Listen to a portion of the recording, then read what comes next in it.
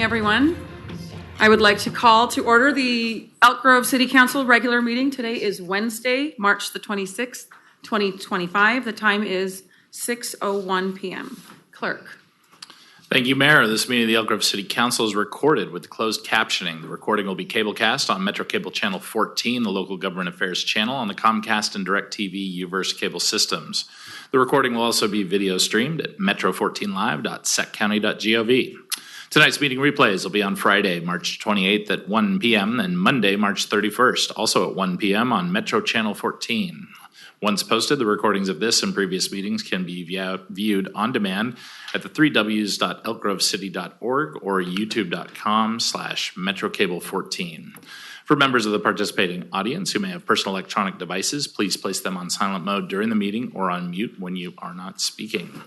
The Elk Grove City Council welcomes, appreciates, and encourages participation in the City Council meeting. City Council requests that you limit your presentations to 3 minutes per person so that all present will have time to participate. City Council reserves the right to reasonably limit the total time for public comment on any particular noticed agenda item as it may deem necessary. Pursuant to Resolution Number 2010-24, no individual speaker concerning public comment may address the City Council for more than 3 minutes. And for those speakers in the audience who wish to address the council, you can find the blue speaker cards, which are at the back of the chamber, and please provide them to Assistant City Clerk Brenda Haggard prior to the item. With that, Mayor, I will move into the roll call. And starting with the roll call, I will call out to Councilmember Spies. Present. Councilmember Brewer. Present. Councilmember Suen. Here. I will note that Vice Mayor Robles is absent. Pulling up. He's right there.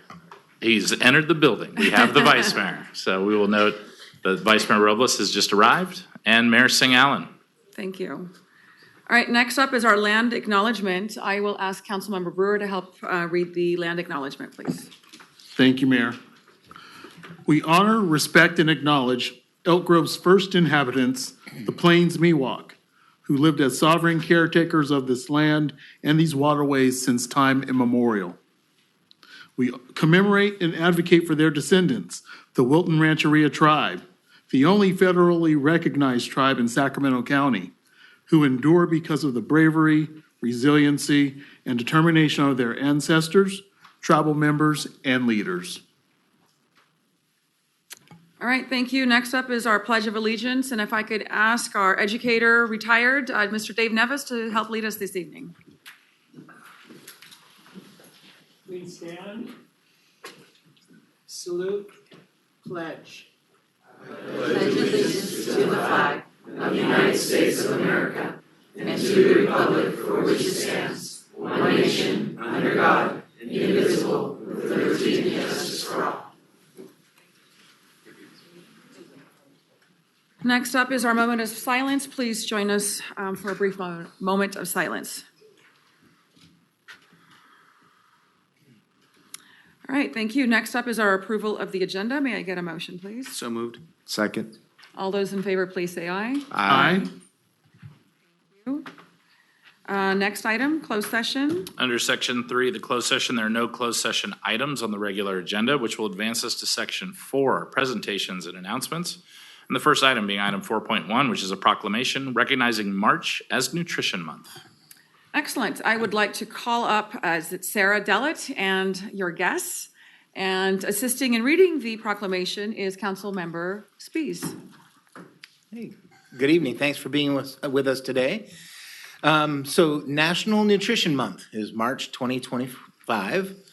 And whereas the National Nutrition Month is an annual campaign established in 1973 by the Academy of Nutrition and Dietetics, during the month of March, everyone is invited to learn about making informed food choices and developing healthful eating and physical activity habits. And whereas this year's theme is Food Connects Us, food is a connecting factor for many of us. Food connects us to our cultures, our families, and our friends. Sharing a meal is an opportunity to learn about its preparation, who made it, and where the ingredients are sourced. And whereas health, memories, traditions, seasons, and access can all impact our relationship with food, while these factors influence the foods we eat also affect our health. And food is a substance by which life is sustained, and the type, the quality, and amount of food that individuals consume each day plays a vital role in their overall health and physical fitness. And whereas there is a need for continuing nutrition education and a wide-scale effort to enhance healthy eating practices. Now therefore be it resolved that the City Council of the City of Elk Grove hereby affirms and proclaims March 2025 as Nutrition Month in the City of Elk Grove and encourages the community to join the campaign and become concerned about their nutrition and the nutrition of others in the hope of achieving optimum health for both today and tomorrow. Thank you. You have some, go ahead. Yes, No, please. I mean, I went back to you, meaning you were gonna invite them. Yes. Yeah. Thank you. Now, would you like to make some comments? Thank you, Mayor. My name is Susanna Nye. I am a registered dietitian. I am here with Sarah, who is a dietetic intern. And first of all, I want to thank Elk Grove for being a champion of registered dietitians. As you may be aware, there are approximately 6,000 dietitians in California. I am the past president of California's Dietitians. I live right down the street in Old Town. I am proud to be a registered dietitian. I am also, for the world, have been the vice chair of the Commission of Dietetics, which is their enforcement and to help dietitians to be ethical. And what I want to share with you is how important dietitians are. There are very few of us, but what we do is we do the least cost medical nutrition therapy for nutrition for therapeutic conditions, for diabetes, heart disease, renal, and other types of nutrition-related diseases that can be dealt with therapeutically. And their low-cost effective measures can help people live healthfully as well as quality of life. So food is the language and also the therapeutic answer whenever possible. So dietitians strive to reduce the cost of medication through therapeutic nutrition for each of these disease states, as well as to promote health and nutrition in promotional types of environments. So I want to thank you for recognizing registered dietitians and those that come up along, and there are very few of us. Again, we have a star here. Sarah, do you want to say anything? Yes, thank you so much for your support. I am about to start at the Elk Grove WIC as part of my rotations this year, so I'm very excited to be able to serve the community. And I have already at UC Davis Hospital where most of my rotations, and I've had transplant patients from Elk Grove, cancer patients, and yeah, food is a major part of these diseases and supporting the citizens of Elk Grove, and I greatly appreciate your support. I will also say that California dietitians are very active in advocacy for California nationwide policies related to nutrition, and Elk Grove is certainly an exemplar of very high quality nutrition policy in schools, and that's very admirable coming from nutrition professionals like ourselves. Thank you. The last thing I want to say is, and I know you know this, but Elk Grove is very multicultural. So what dietitians do is to make sure that the nutrition that they provide is culturally appropriate. And that is critical, because if a food is not culturally appropriate, you're not helping people to live healthy lives. So we cherish Elk Grove as a standard for the nation, because we are one of the most culturally diverse places in the United States. So we thank you. Thank you. Will join us here.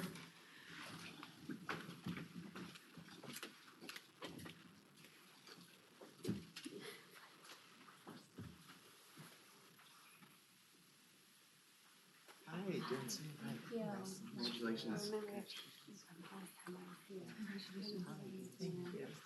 Thanks for your work. I just learned about the WIC. Oh yeah, I'm very excited to start next week. On both sides? Oh, sorry. Thank you. Okay. Okay. There we go. A little bit over this way, please. We got so many lights in here, huh?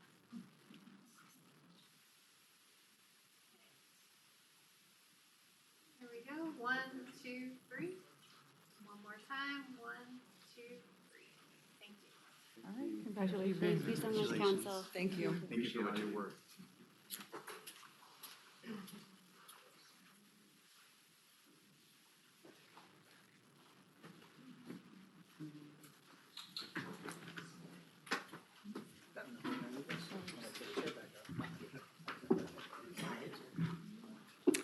All right, thank you. Next item is 4.2, Sacramento Area Council of Governments presentation. I'll turn it over to Councilmember Darren Soon to provide the intro to the intro. Thank you, Madam Mayor. So I've been serving on SACOG now for several years, and I'm the chair of the 22 city, 6 county regional board this year. It's a great honor and privilege to represent Elk Grove in this capacity. It's my honor to introduce James Corliss, our executive director of Sacramento Area Council of Governments. Tonight, he's here to talk about the Blueprint 2025. This is the long-range transportation and land use plan for the region. Now, just to be clear, we here that are the decision makers around land use, and every jurisdiction has that authority and power. But we need to think about how all our individual city and county decisions roll up and affect the entire region in the way of how we plan out transportation infrastructure, development. All these things influence economic growth and environmental sustainability. It's especially important to do this because we don't have enough money to fund everything. The money that rolls in for state and federal dollars for transportation projects is limited, as many folks can imagine. And so being able to make these decisions, these very critical decisions around, again, 6 counties and 22 cities around the region, it's a very difficult and complex one. And so, again, how we plan, how we develop, all these things matter in the long term. SACOG plays a big role in advocating for communities across this region, both at the state and federal levels. And so they provide critical funding for our projects. So while we'll be hearing for the Blueprint maybe for the first time today, SACOG's been working on this for several years now. And again, this is the second, if you will, Blueprint 2.0, sometimes we call it, but this is the most recent one. So with that, Mr. Corliss, good to see you here. Good to see you, Councilmember Soon, Mayor Sang Allen, members of the City Council. Great to be here. I think I'm just going to say advance the slide and it'll just Actually, magically Mr. advance. Corliss, I'm going to let you drive. So there is a drawer. If you just pull that out, it has a keyboard on it, and then you'll find the arrow keys right over to the left. All right, how about to the that? right. Okay. There you are. Power's in my hands. But really yours. So pleasure to be here. I just want to say it's fantastic to have Elk Grove chair the SACOG Board of Directors. I think that is the first time Elk Grove, Councilmember Soon, has chaired the board. And chair's prerogative, the board retreat this fall, will be right here in Elk Grove, District 56. So we're really looking forward to coming down here and showing the entire region the great successes of Elk Grove and your aspirations for a livable future. I'm just showing you the 6-county map here. Councilmember Soon said this really well. One of the things that's very special about our region, but also about our Council of Governments, is every single jurisdiction sits around the SACOG table twice a month. Everyone.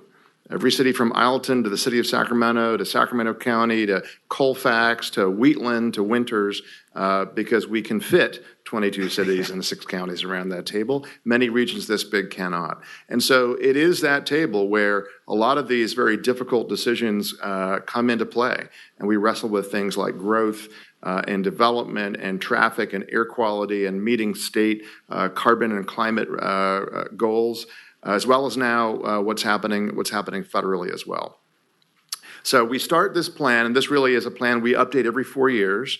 It is the plan, as Councilmember Soon said, that really knits together. It starts with all of your general plans. So every land use assumption in here comes straight out of your general plans, but it looks across 6 counties, 22 cities. It also looks across 25 years. So we're really looking out to the year 2050, and we start with a framework, which we call triple bottom line, which will be familiar to all of you here in this jurisdiction, of equity, economy, environment. So how do we get a more equitable region? How do we actually grow our economy, especially around things like tradable sectors where we can actually grow wealth and GDP? And how do we protect our environment, clean water, and clean air? So we've done more outreach and engagement in this plan cycle than we have ever done before. We've reached more people in every single county and in every jurisdiction through multiple means of engagement, whether it's surveys and polls and focus groups in multiple languages. And we've distilled all of those things that we've learned the last 2 years into these 7 sort of themes around the plan, around what the public has been saying, and I'm sure this is probably not going to be too much of a surprise for you here. I've looked at some of your polling citywide as well with your residents, right? One of the big things we're hearing back in terms of the future of the region is making sure that we have enough housing. We have enough housing for all income levels and all life stages. There was a big theme around safety and making sure that our streets are safe. We can reduce injuries and fatalities on our road and street and highway network, which are actually trending up. And that we have good transportation options. Here's one of our focus group members and one of the quotes that sort of has stuck with us, which is the importance of having a safe and clean and robust public transportation system. So this is the survey we did across all 6 counties. The number one, as I said, number one sort of survey result in terms of challenges for the future, thinking about the next 25 years, is housing and affordable housing and the ability to have our kids and our grandkids actually afford to stay here, followed by crime and public safety, followed by a lack of transportation choices, and followed by traffic congestion. Again, maybe this resonates to those of you here in Elk Grove. So in terms of what we've learned, so we look out, again, 25 years, and we've actually been pretty good in the past on our demographic forecasts and population growth. So again, you may be feeling it here. The Sacramento region across our 6 counties as a metropolitan region is the fastest growing region in California. So from the 2020 census and since, we are the fastest growing region. We are the green line on an annual average population growth here in this chart. You can see we're ahead of the California growth rate and we're ahead of the US growth rate, right? So that's a good thing, and it also comes with its challenges, right? So, which we have to manage. That rate of population increase will slow down over time, as it will for the rest of the state and the rest of the nation, but we will still be above the state average and the national average. What that means is we are going to grow from a region right now across 6 counties of 2.5 million people to 3.1 million people. That is the size of metropolitan Denver today, which is why we took a delegation of our board of directors and others back to Denver last summer to look at the decisions Denver made 25 years ago and see what we could learn from those. I also don't have to tell you that you're also growing remarkably fast right here in Elk Grove, right? You have a population that's increasing, and one of the key parts of this plan is where we have a lot of housing being developed. We want to make sure we have jobs and economic development. So you're in this situation. Placer County and Roseville is in this situation, right? So we want to make sure we support your local efforts here around economic development and bringing the kinds of jobs in here that means that people don't have to commute out of your jurisdiction every day. I'm going to, just in terms of time here, just sort of advance a few slides. We really want to make sure that this plan for the future, the next 25 years, actually has every jurisdiction that literally shows up so that your local priorities, the things you're working on locally, and that actually contribute to the goals of our region actually show up here. So things like your Old Town streetscape improvements, the trails plan, and the Laguna Creek Interregional Trail Crossing, Project Elevate, getting transit down here, right? We know that's a real high priority. So those kinds of things we're working with your staff on so they will literally show up. And I'm going to end on this note, but not to bury the lead. What's in this plan is a strategic plan on growth and infrastructure, but it is critical. So when we go to the state capitol, we go back to DC, being in this plan is going to help us basically make the case for competitive funding at the state level and the federal level. So again, transportation challenges certainly here, among other places across the region. We are, as Councilmember Soon said, the reality is we're going to have a very hard time in the immediate. We have to hold on to federal funding and federal grant funding in particular. So being back in DC and working with our congressional delegation, really important. But also in the next 5 to 10 years, the gas tax, the state gas tax is going to be phased out. And so there's a big question about what replaces the gas tax. And that's because vehicles are getting more efficient. We are switching the fleet over. And so the revenue is declining sharply. And so there's a talk at the state level about going to what they call a road usage charge. You pay by the mile. The longer we wait to do that, the less revenue we're going to have. So we need to be thoughtful. We need to be at the state level and advocate for a replacement for the gas tax that will be fair, but will allow us to keep investing in the transportation needs we have. We need to think about, in addition to capital projects, we also need to think about safety. I mentioned, actually, as a region, one of the things we're not proud of right now is that fatalities and injuries in our region are increasing, and we're actually worse off than some other regions around the state and the nation. We need to think about technology solutions and things like intelligent transportation systems, and a way in which we can actually get projects built quicker at lower cost. Okay, I'm going to close here, and I'm happy to answer questions. This is the last year, the last actually 6-month stretch of the adoption of this plan. We've been in development for the last 2 years. We're going to be releasing a draft in May of this year, so we'll have a draft plan for public comment and public review, an environmental EIR document, and the purpose of that EIR is that if a project is in your plan, especially actually a development project, you shouldn't have to go through as many reviews if it's in the regional plan. That all comes back to the SACOG board to review the final plan in September, and then we hope adoption in November. And it doesn't stop there, right? We are an agency that does a lot of long-range planning, but we don't want to just do planning. We want to implement these plans. We want to help you implement your general plan and a lot of your transportation projects like Camera Road. So we've got a number of programs here we're very excited about. We have a state funding round right now that your staff is working on in terms of transportation projects funded by state funds. Next year, we'll have a federal funding round. Councilmember Student has been involved in a mega region effort that we actually have an MOU with the Bay Area and Northern San Joaquin Valley to look at transportation projects that can knit the Northern California mega region together.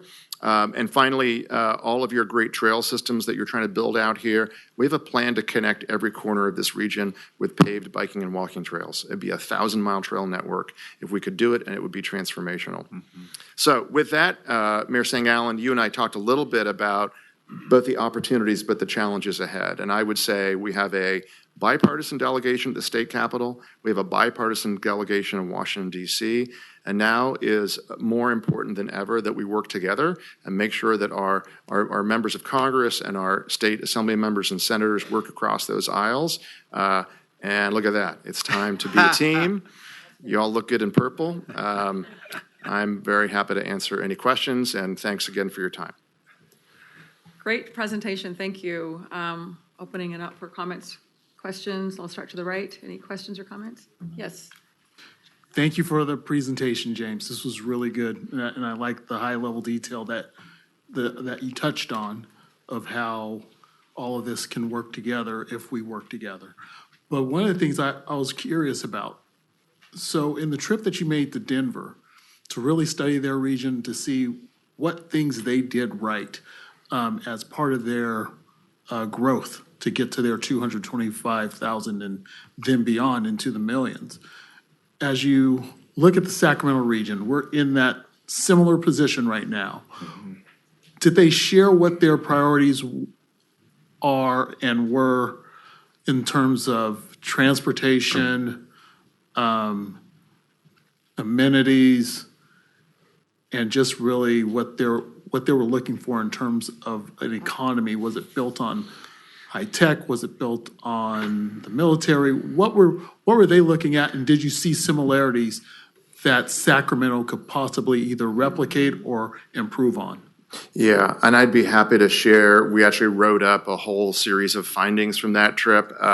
One thing is they the DIA airport, right, moved out of Stapleton a long time ago, and they basically looked at that as an incredible mega regional asset, right? And that really is. I mean, DIA has accelerated the Denver region, so you've now got international nonstops. I applaud GSEC for doing the same thing here with Sacramento Metro, right? We have to see that as a regional asset. Super important.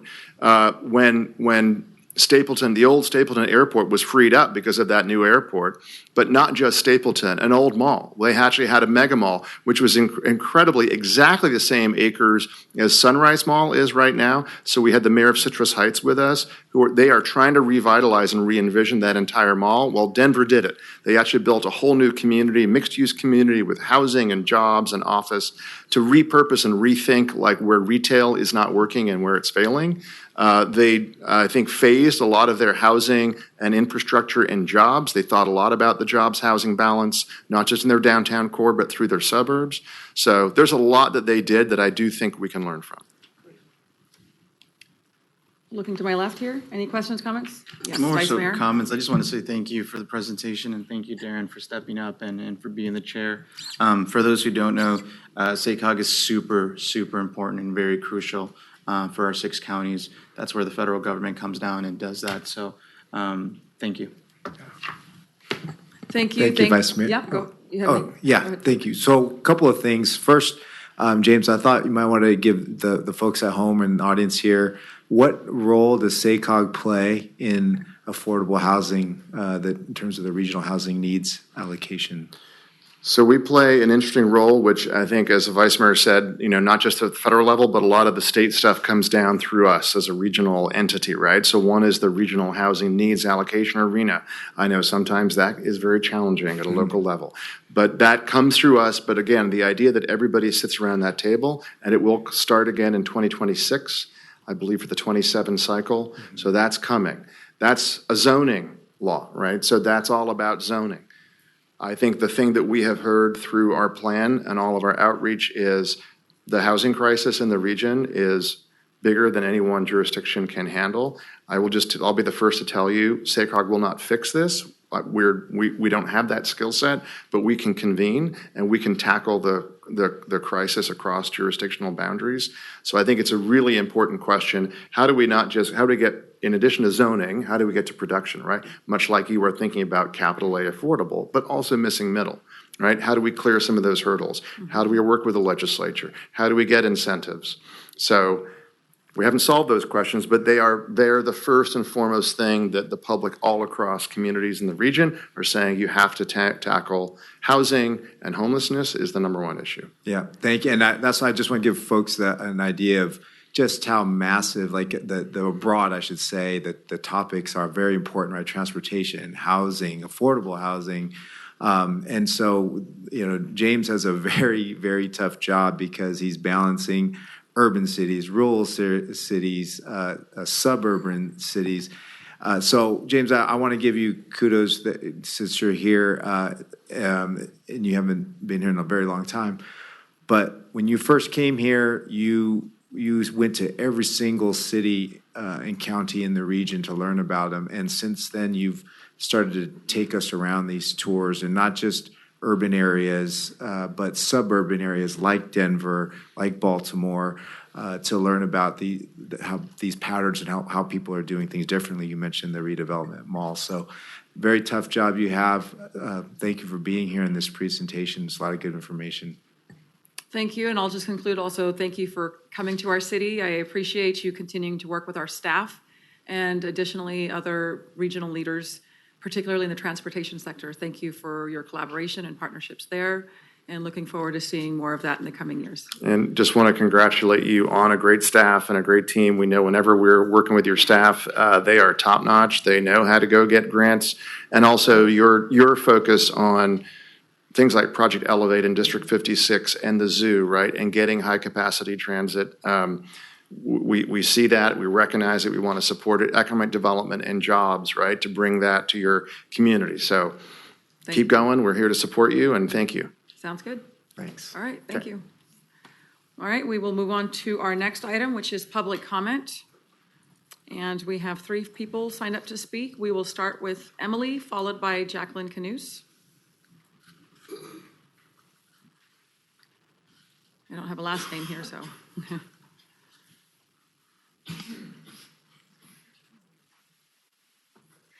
Good evening. I'm reaching out to bring attention to the ongoing harassment and discriminatory treatment we're facing in regard to building a masonry wall along our property, which has become a significant burden on our family's well-being. We are currently experiencing racial profiling within our community, and we're informed by code enforcement that we are being targeted because of our ethnicity. This officer has also mentioned experiencing discrimination as others wrongly assume that they share our ethnic background. This situation is deeply troubling as we believe it's a violation of our basic rights to feel safe and secure in our own home. Despite our full compliance with code enforcement regulations, our fence was wrongfully removed, costing us a lot of money and health issues from the stress. When we contacted the code enforcement department for clarification, they explicitly stated that the action was taken due to our race. They further suggested that should we have any concerns, we should consider taking legal action against the city of Elk Grove. We have attempted to address safety concerns on our property by seeking to build a wall along our property line to provide much-needed security and privacy. This is not only to protect our home from constant trash, drug paraphernalia, and dangerous items being thrown onto our property, but also to prevent ongoing threats to our health and safety. Unfortunately, our neighborhood has become an unsafe area, and we've had to regularly clean up items such as glass, used condoms, and other hazardous materials, which is both distressing and dangerous. This issue has escalated to the point where we have lost 2 dogs due to poisoning. We have filed police reports, but there has been no substantial improvement. We need the ability to build a secure fence that will withstand the unstable soil, as we've had to replace and repair it multiple times due to foundation issues. Our contractor has explained the necessity of building a stable structure which is consistent with the practices seen in other homes in our area, many of which have built similar walls for privacy and safety reasons. What is particularly concerning is that despite this practice being common in a neighborhood, we're the only household facing resistance, which we believe is indicative of racial discrimination and harassment. This situation has created a hostile environment where we feel marginalized and unsafe. We kindly ask for your understanding and support in addressing this matter fairly and without bias. We seek the ability to proceed with our fence installation, ensuring the safety and security of our home and family. We trust that our concerns will be addressed promptly and that steps will be taken to ensure that discrimination and harassment no longer affect us. All right, thank you for your comments. We cannot provide any feedback to you right now because this is public comment. I will either direct you to staff and encourage you to reach out to me. I don't know the facts of this situation, but feel free to reach out to me directly and I can try to help navigate. But if there's a staff member that's available, Christopher Jordan there can meet with you. Thank you. Thank you. And one more thing. I'd like to I'm address sorry, it. sir, you can sign up to speak. Oh, we are on the same team? Yeah, but the time's up. Okay. We appreciate it. Thank you. Thank you. All right. All right, next up is Jacqueline Canus, followed by Juan Fernandez.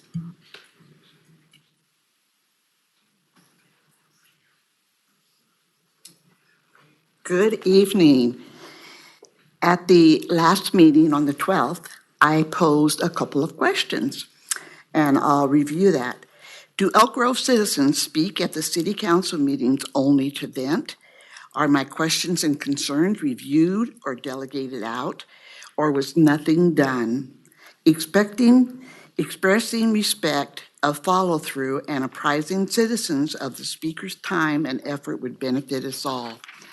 I am here tonight to say thank you in appreciation of the city, and especially there's a couple of people that I would like to point out, and one is Kevin Spence and Jeff Werner. Jeff got a hold of me before the meeting was even over last time, and I've been in touch with him, and Jose Mendez.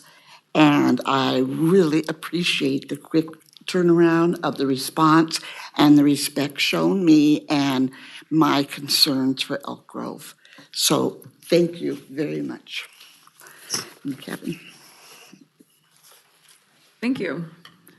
Juan Fernandez. Along those lines, good evening. Good evening, Madam Mayor, members of the council.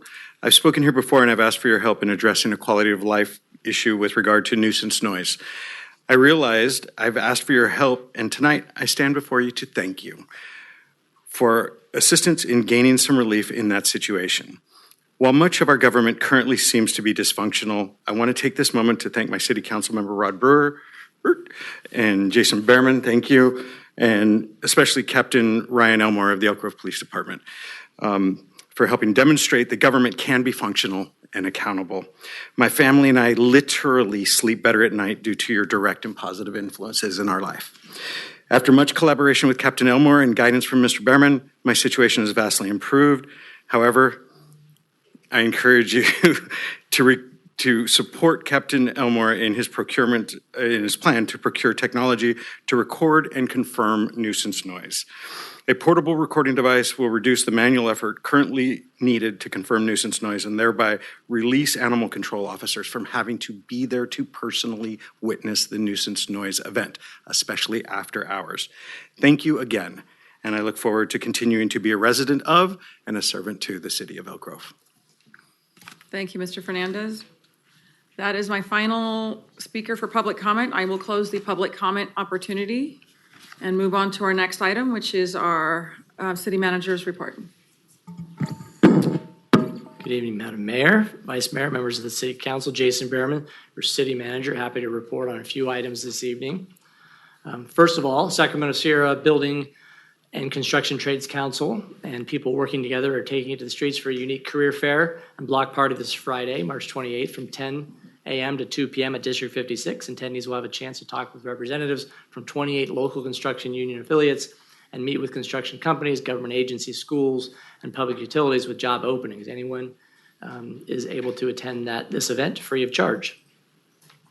Second item, I'd like to congratulate our Public Works Department for achieving the top award for the League of California Cities for outstanding local streets and roads project awards. Competed against cities all across the state, came away with the #1 overall award. They were awarded for the recognition of their surface treatment project on roadways, cutting edge, cost-effective techniques, extending the pavement life, improving safety, and enhancing public access while staying on budget and minimizing disruptions to our community. So I want to give our Public Works team a big shout out for this well-deserved recognition.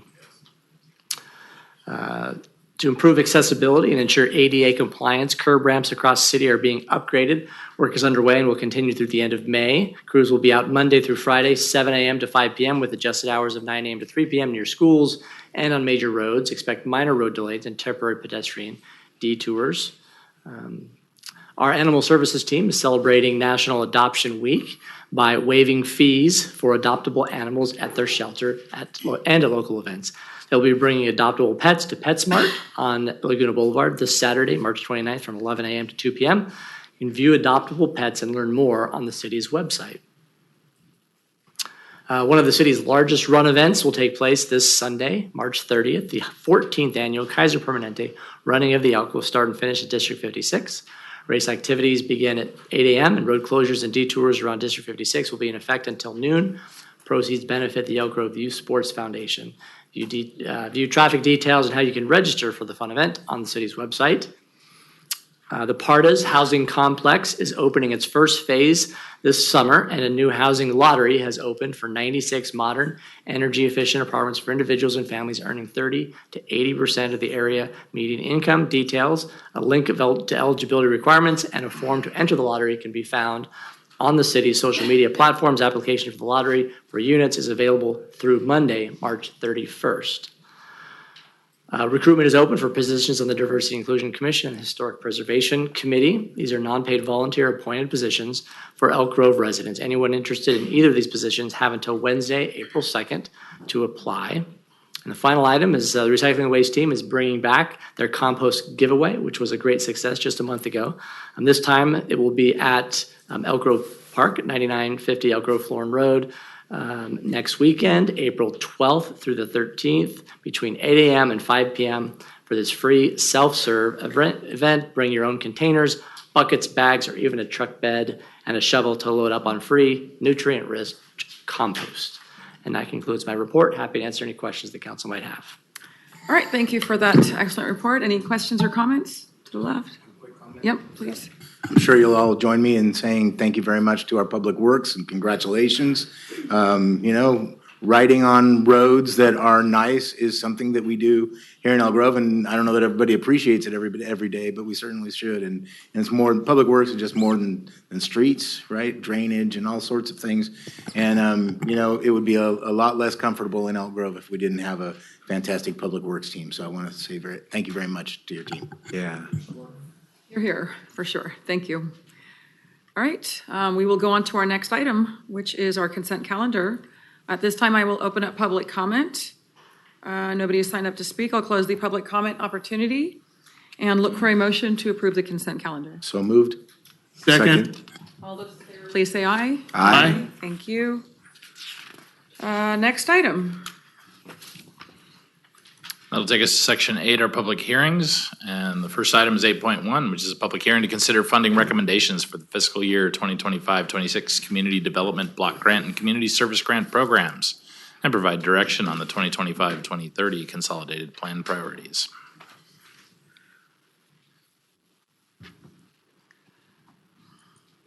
Good evening, Mayor, Vice Mayor, and council members. I am Alicia Tutt, Management Analyst in Housing and Public Services Division. The item I have before you tonight is our annual discussion on how you would like to allocate the Community Development Block Grant and Community Service Grant funds for the next fiscal year. As you are aware, the city receives Community Development Block Grant or CDBG funding from HUD each year. And the priorities for these funds are outlined in our 5-year consolidated plan, which we are updating this year. CDBG funds must primarily benefit low-income individuals and can only be used for specific eligible activities. A limited portion of funding is available for public service. In 2024-25 fiscal year, the city also began receiving direct federal income funding from HUD through the Home Investment Partnership Program, or HOME. While this funding is not part of the nonprofit grant process, it's mentioned here because these program priorities will also be included in the 5-year consolidated plan. The Community Service Grant Program supports nonprofits that serve Elk Grove residents. Historically, Council has allocated these funds from the general fund for this program. This funding is more flexible than CDBG and can cover a wide range of funding requests, with the exception of event sponsorships, which have a separate grant program. The Council will review funding recommendations for that program next month. While not part of a specific grant program, tonight's funding recommendations also include the use of some Measure E funding. The Elk Grove community identified key priorities for Measure E spending, including addressing homelessness, which has been a long-standing focus of the city's CDBG and CSG programs. As a result, when evaluating applications and making funding recommendations for the coming year, Measure E funding was also considered for those activities aimed at addressing homelessness. To receive CDBG and home funding, the city must develop and submit a consolidated plan to HUD. This 5-year plan sets goals and strategies for allocating these funds. And a key component of the plan is the action plan, which is completed annually and details the budget and specific projects for each year. As we develop a new consolidated plan, staff has conducted a good deal of outreach in the community this year and will continue over the next few weeks to identify Elk Grove's highest priority needs. Outreach efforts so far have included participation in large community events like the Dickens Fair and the Multicultural Festival, discussions with the Disability Advisory Committee and Youth Commission, and engagement with clients at the food bank, a weekend meal program, and our local shelter. Staff has also held conversations with local nonprofits, met with various city departments and divisions, conducted outreach at several affordable housing complexes, and hosted a public meeting specifically focused on the consolidated plan. Through our outreach efforts so far, we've identified several high-need priorities, community needs, including affordable housing and services for individuals experiencing homelessness, accessibility improvements such as the Curb Ramp program that we just heard about, direct emergency financial assistance programs, affordable childcare, expanded mental health services, reliable and accessible internet and cellular service, and services for specific populations. We plan to release the draft consolidated plan for review in mid-April. And before doing so, we also want to include any input that council provides this evening on what you see as the highest priority needs in the community. For the next program year, our estimated CDBG allocation is $982,758. This estimate is based on level funding from our current 24-25 program year. As you know, federal allocations have not been released from HUD at this time. Up to 20% of these funds may be used for administration and fair housing activities, though the city plans to allocate only 15% of that towards those. Federal regulation cap also caps funding for public services at 15% of that amount, and the city has historically used the full 15% for public services.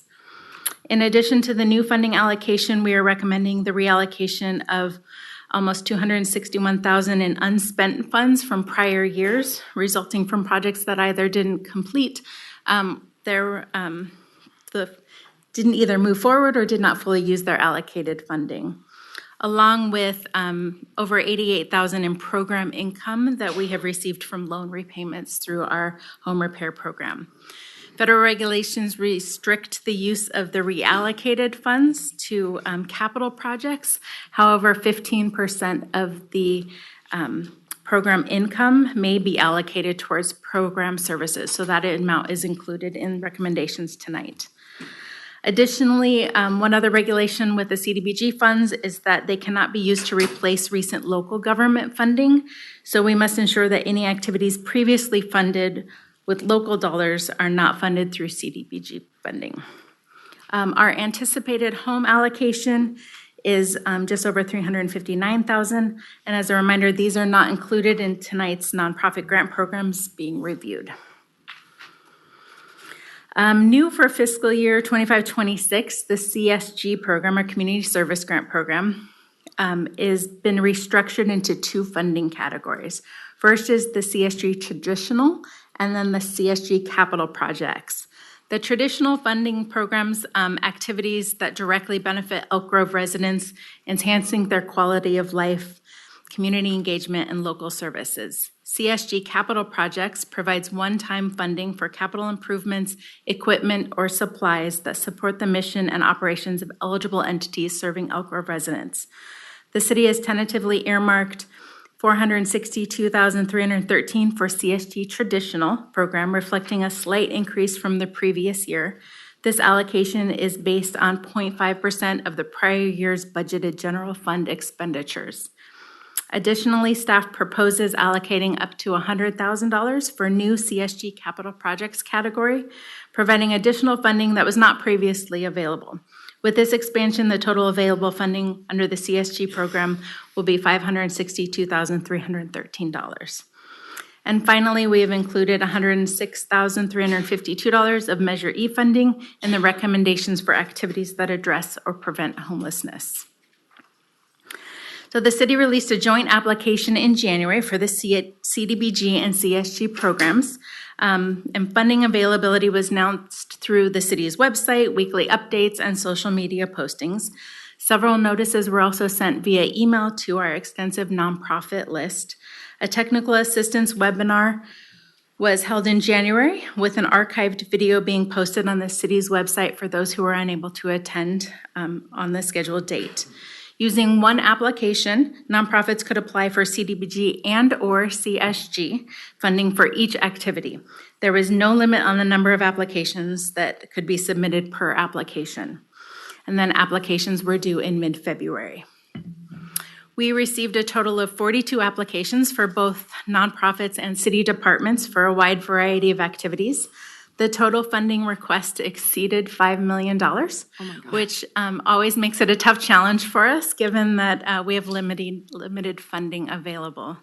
After determining if an applicant was eligible for funding, the applications were reviewed by an interdisciplinary team based on factors such as the impact they would have on the Elk Grove community and residents and high-need populations, feasibility of implementation within the time period established, budget reasonableness, if the organization has the administrative and financial capacity to implement the program, and if the project had match funding, either in kind or cash. During the review process, applicants were given the opportunity to provide and clarify aspects of their application. So in your packet, you have a way more detailed list of all the funding requests received and short descriptions of each proposed activity. The next several slides represent those applications that are being recommended for funding. The recommended capital projects for funding This year is our annual citywide curb ramp improvement project, which was submitted by our Public Works Department. This program focuses on reconstructing non-compliant ADA ramps throughout the city to improve accessibility. Next are the CDBG public service recommendations. So an asterisk next to the funding total denotes that these two projects also are being recommended for funding either under CSG or Measure E to supplement these amounts. These recommendations, all of them, are for returning grantees that have been funded 2 or more years in the past. So they're all organizations that we have worked with previously under CDBG. As for our CSG traditional recommendations, the next 3 slides are covered on these. Again, you will see a lot of familiar organizations this year that have received funding previously. Under the CSG traditional program, the maximum amount eligible to be awarded to any single organization in a given year is $100,000. We are recommending funding for a variety of organizations offering public service assistance to the homeless, persons with disabilities, low-income families, victims of domestic violence, youth and senior programs, animal services, and as well as support for theater and arts programs.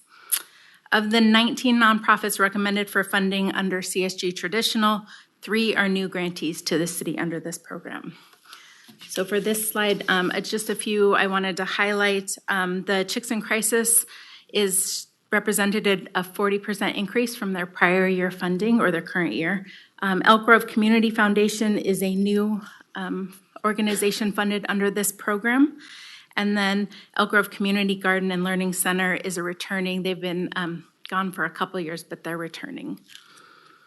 On our next slide, the few I want to point out, the 2 new ones, Elk Grove Musical Theater Company is a new organization being recommended for funding under this program, as well as Goals Growth Oriented Adaptive Learning Skills Program. And then Meals on Wheels, you'll note, was mentioned here as well as in CDBG. And then on this slide, all of these organizations are returning organizations to the CSG program. For the new CSG capital projects recommendations, we are recommending these 3 organizations. 2 have been receiving funding under CSG for other programs. And then Laguna Creek High School Band Booster Club is new to the city as a funded entity. And then finally, for Measure E, our recommendations for the 2 programs that are addressing homelessness are our Food Bank Utility Assistance Program. And this program, the funding has been increased significantly from prior years due to the high level of need in that program. And then Waking the Village Youth Transitional Shelter. So our next steps, after tonight's public hearing, staff will release the CDBG draft of the 2025-2030 Consolidated Plan for public comment from April 14th to May 14th, and then return to council on May 14th to formally adopt those recommendations. Once the final allocation is released from HUD, those funding recommendations may need to be revised as necessary if that is before or after that date, and before that the con plan has gone out. The CSG and Measure E allocations will be adopted as part of the annual city budget process. And then once those are all formalized, staff will work with individual grantees to write scope of work and budget for incorporation into a formal grant agreement, and funding will be available beginning July 1st, 2025. So that concludes my presentation for tonight. I'm happy to answer any questions you have. All right, excellent. At this time, I will go ahead and open up the public, or declare that the public hearing is now open, and open up public comment opportunity. We have several folks signed up. We will start with Dr. Suman Singha, followed by Dave Nevis.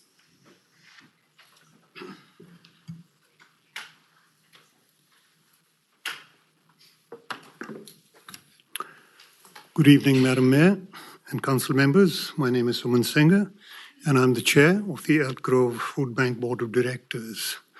I'm here on behalf of our Executive Director, Marie Giacchino, and our 8,000 clients to thank the council and the city for its support of the food bank.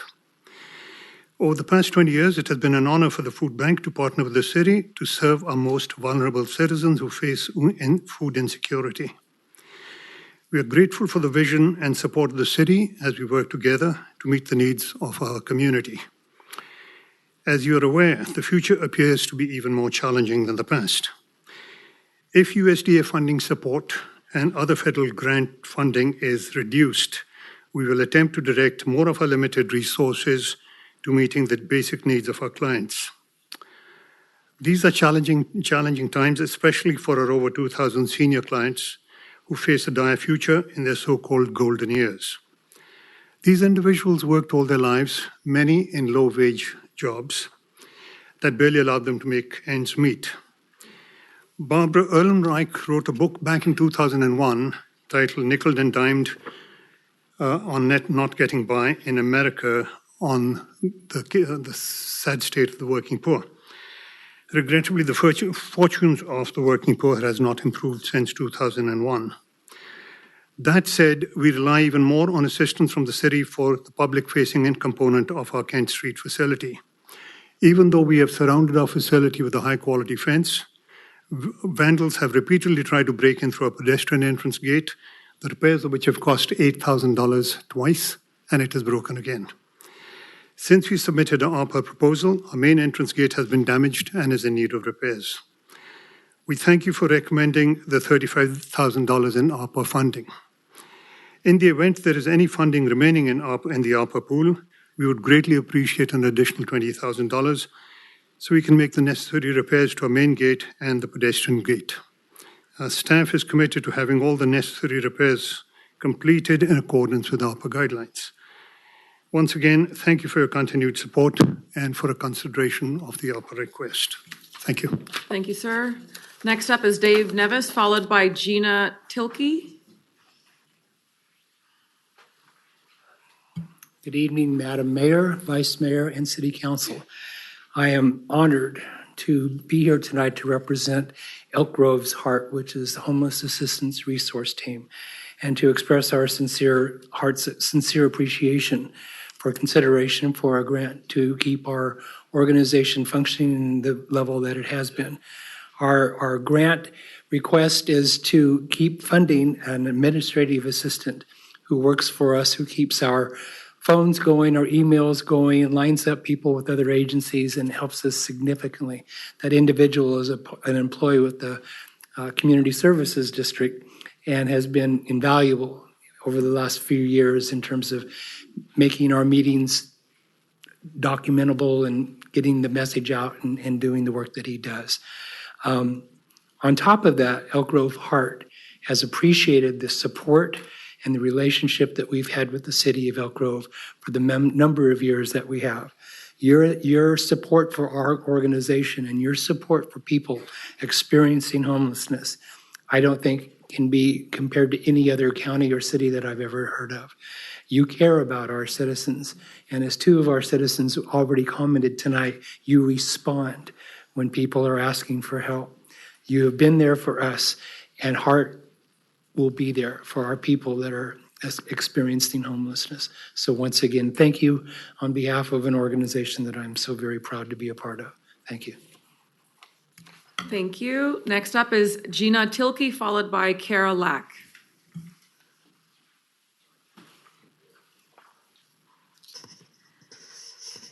Mayor, Vice Mayor, and council members, good evening. My name is Gina Tilke, and I'm the local program coordinator for X-Hope.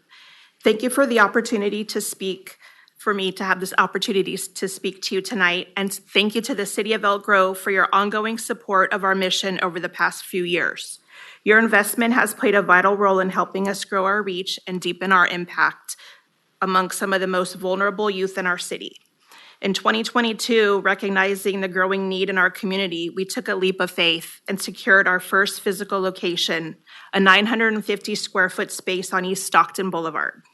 This space allowed us to serve more families and offer more consistent support. In just 3 short years, our impact has grown by nearly 150%, with 748 Elk Grove youth served at least once in 2024 through our local programs. Our close partnership with Elk Grove Unified School District, along with other local organizations, businesses, and community members, has played an instrumental role in identifying needs and supporting our efforts. The backbone of our mission is not only to provide essential items, but also build connections with the youth and their caregivers, creating moments that restore dignity, offer belonging, and plant seeds of hope. Our current opportunities include Caring for Kids kits and community closet, extracurricular and activity support, back to school pickup experiences, scholarships, Summer Bash and Holiday Bash outreach experiences, and our Say Yes to the Dress formal wear opportunities. As demand for our programs grew, it became increasingly difficult to serve effectively in our small space. We knew that to continue offering meaningful relational support, we needed a larger, more functional facility. We're excited to share that just 2 weeks ago, we moved into a new 4,500 square foot location off of Elkmont Way. This space gives us room to grow and dream, a warehouse for storing and distributing essentials, a welcoming office space, a future classroom for enrichment and life skills programming, and an outdoor area we hope to activate for community markets and seasonal outreach opportunities. However, with this expanding growth comes a significant increase in facility and operational costs. This is why we respectfully ask for reconsideration regarding the 2025 CSG funding allocations recommended for X-Hope. As we step into this next chapter, increased operational support is critical to sustaining and expanding our work and continuing to show up for youth impacted by foster care, homelessness, and economic hardship. Thank you for your time and for believing in our mission. I would like to personally invite you to visit our new facility at 9096 Elkmont Way. Thank you. All right, next up is Kara Lack, followed by Shelley Elrod. Hello. Good evening, Madam Mayor, City Council members. My name is Kara. I'm here as a parent representing Musical Mayhem Productions. My daughter is 11 and about to perform in her 27th musical at MMP, including multiple summer camps. She's there tonight, as she is every single day. I would like to extend our deepest gratitude to the city for awarding us funds from this grant, which will enable MMP to provide free tickets to our productions to schools and nonprofits. Live theater holds immense power in shaping young minds. It offers more than just entertainment. It fosters creativity, empathy, and critical thinking. For students, experiencing live theater opens doors to new worlds, introduces them to diverse perspectives, and encourages them to express themselves in ways that they may have never considered before. I am also a volunteer for the arts program at my daughter's school, where many of our students face financial barriers and would benefit from the tickets provided by MMP through this grant. For those students, access to cultural experiences like live theater can be life-changing. This grant makes it possible for students to see stories come to life on stage, sparking their imagination and inspiring them to pursue their own passions, whether in the arts or other fields. For that, we are incredibly thankful. We ask for your continued support of live theater programs in our community. These programs do so much more than just entertain. They offer young people a chance to develop important life skills, including creativity, teamwork, communication, and confidence. By investing in youth theater, we provide a safe space for children and teenagers to express themselves and build relationships with peers who share their interests. These programs help shape the leaders of tomorrow, fostering not only artistic talent, but also critical thinking and resilience. Now more than ever, our youth need these outlets to grow, learn, and thrive. I urge you to continue supporting live theater in our city so that we can ensure every young person has access to the power of the arts. Finally, I'd like to invite you all to come see one of our upcoming productions. There are shows performing every weekend in April, including Aladdin Kids, a pilot production of Once Upon a One More Time Junior, and The Drowsy Chaperone Junior. You can visit mmpkids.com for show info and times, or reach out to any of us, and we'd be happy to help you. On behalf of Musical Mayhem Productions and the students that they serve, thank you again for supporting the arts and making these opportunities possible. Your investment in our youth today will undoubtedly help shape the leaders, artists, and thinkers of tomorrow. Thank you for your time and your ongoing commitment to our community. Thank you. Next up is Shelley Elrod. followed by Jennifer Masello, and I have Michelle Bustamante listed next to each other, so I don't know if you're speaking together or separately. So we'll address that when we get there. Thank you. Good evening. Thank you for allowing me the opportunity to speak tonight on behalf of MMP. And I have an 18-year-old daughter who's been very involved in MMP. I'm sad this is her last year as she's 18 and a senior and will be moving away in the fall. She started doing shows at MMP in 6th grade, and at that time she was very shy and content with being in the back row of any production. And I never would have imagined her performing in front of hundreds of people now. She's gone from being in the last row to being cast in some leading roles. Last year, she was Sandy in Grease, and I was blown away by how much she has grown in the last 6 years. Some of her elementary school teachers came to her performance and could not believe that this was the same girl that they taught back in elementary school. MMP has really brought my daughter out of her shell. They are building confidence in our youth by encouraging them to take risks in a safe environment. Musical theater provides opportunity to make new friends, inspire creativity, boost self-esteem, and strengthen social skills. Being part of a cast fosters teamwork, broadens communication skills, and helps kids develop respect for all types of people. Many of the MMP kids go on to pursue theater in college, but even those that don't have developed skills that make them confident speakers and team leaders. MMP is asking the city to cover the cost of tickets to be donated to local nonprofits and schools. And this is important because the kids work so hard to put on productions. We want them to have a packed house cheering them on. The larger the audience, the more excited they are about performing. Some people don't know about the program, or maybe attending show is simply not in their budget. Exposure to performing arts is something everyone should be allowed to experience. So thank you so much for including MMP in the allocation. And if you have never been to a performance, we encourage you to come. As the previous speaker spoke about, there are shows almost every weekend. Most of the shows are held here locally at Cosumnes Oaks High School, but some of them are downtown at the 24th Street Theater. And if you come, you won't be disappointed. It's definitely something that you have to experience to get the full picture of how much work these kids put in a short period of time to put these shows together. And they do a great job from, learning their roles to designing the costumes, building the stages, everything. So thank you again for your time. Thank you. Jennifer Masello, are you speaking separately? Because I have Michelle Bustamante, but I have you together. Are you just? We're good together. You're good together? You still get 3 minutes then, if it's a together situation. All right. I offered, you had opportunity for 6, but let's go. Thank you. Mayor and Council, good evening.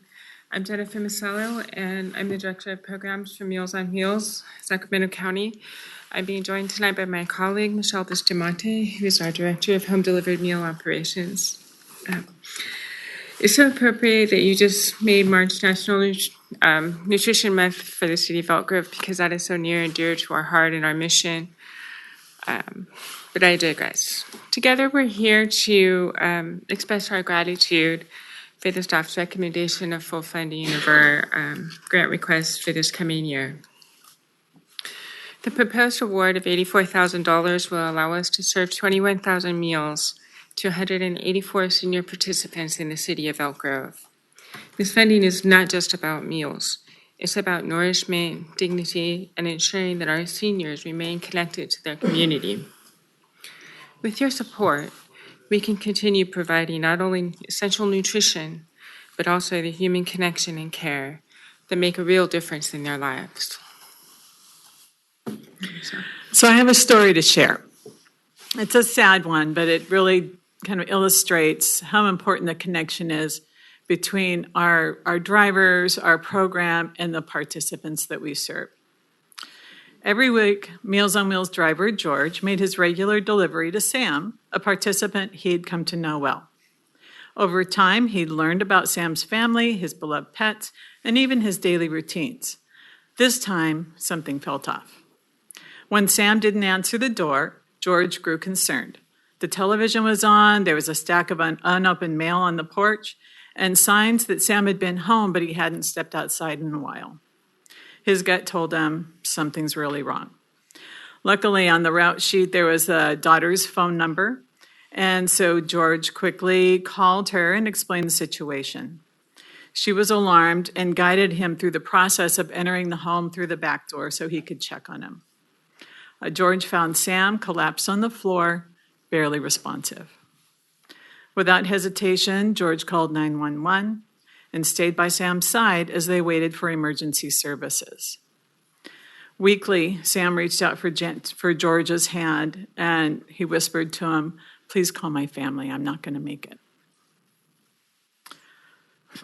Fighting back emotion, George used his work phone and set up a three-way call connecting Sam to his two daughters. As they tearfully said their goodbyes, George stood by, offering quiet support in this heartbreaking moment.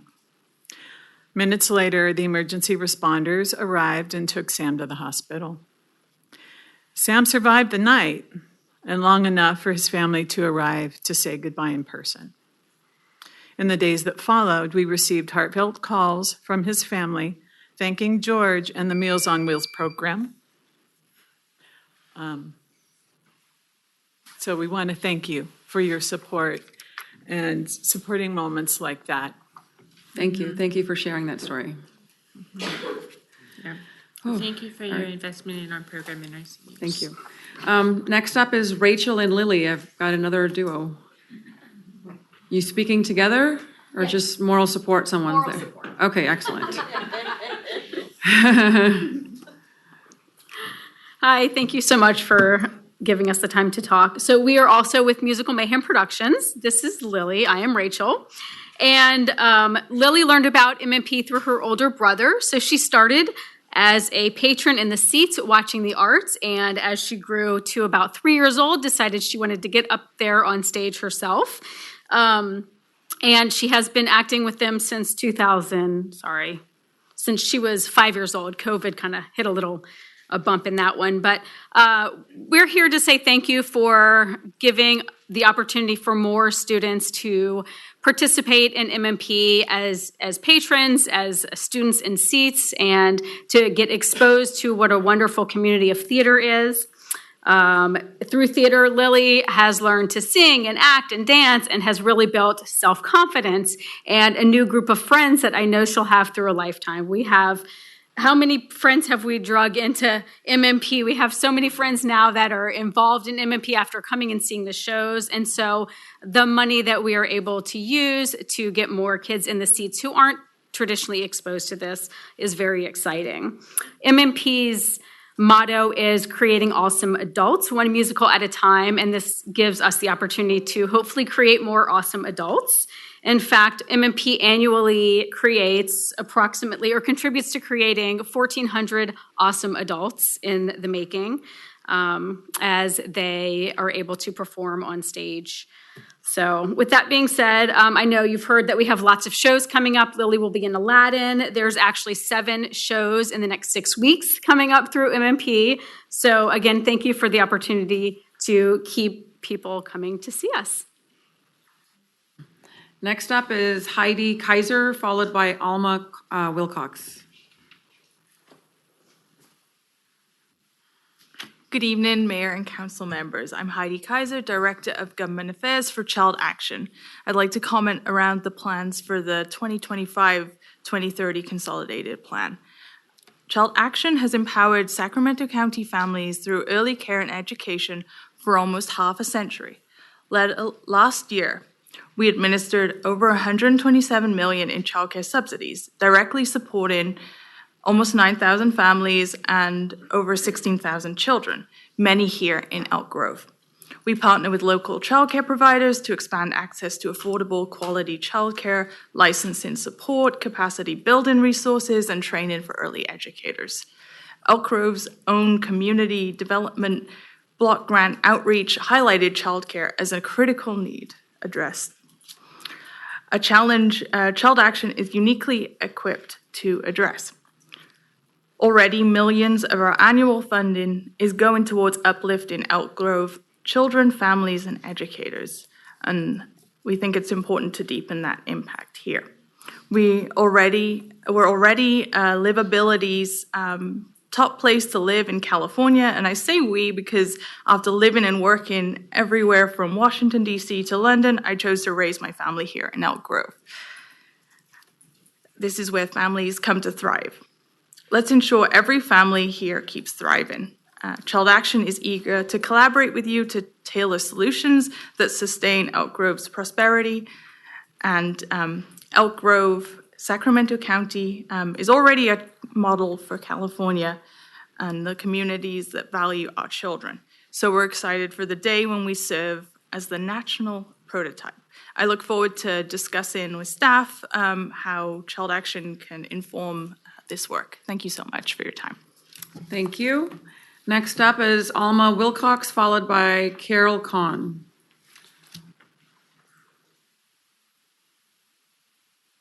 Hi, good evening.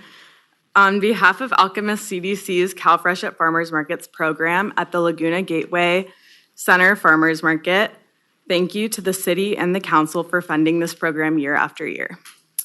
In 2024, we facilitated the distribution of more than $180,000 in combined CalFresh benefits and market match incentives at this farmers market alone. This is a 40% increase from the year prior, and program usage is only continuing to grow.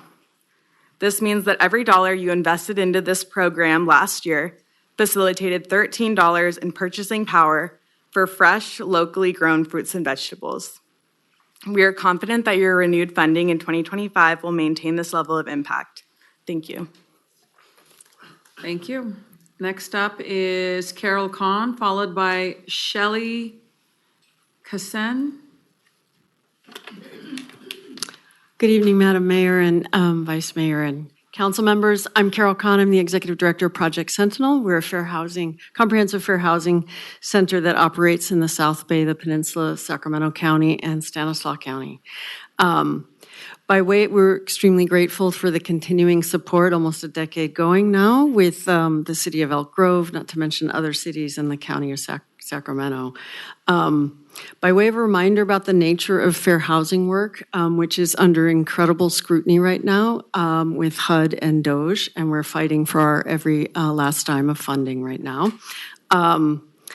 We provide services to affirmatively further fair housing, which is a term of art that means that in consolidated plans and housing elements, we're going to make provisions to fight housing discrimination.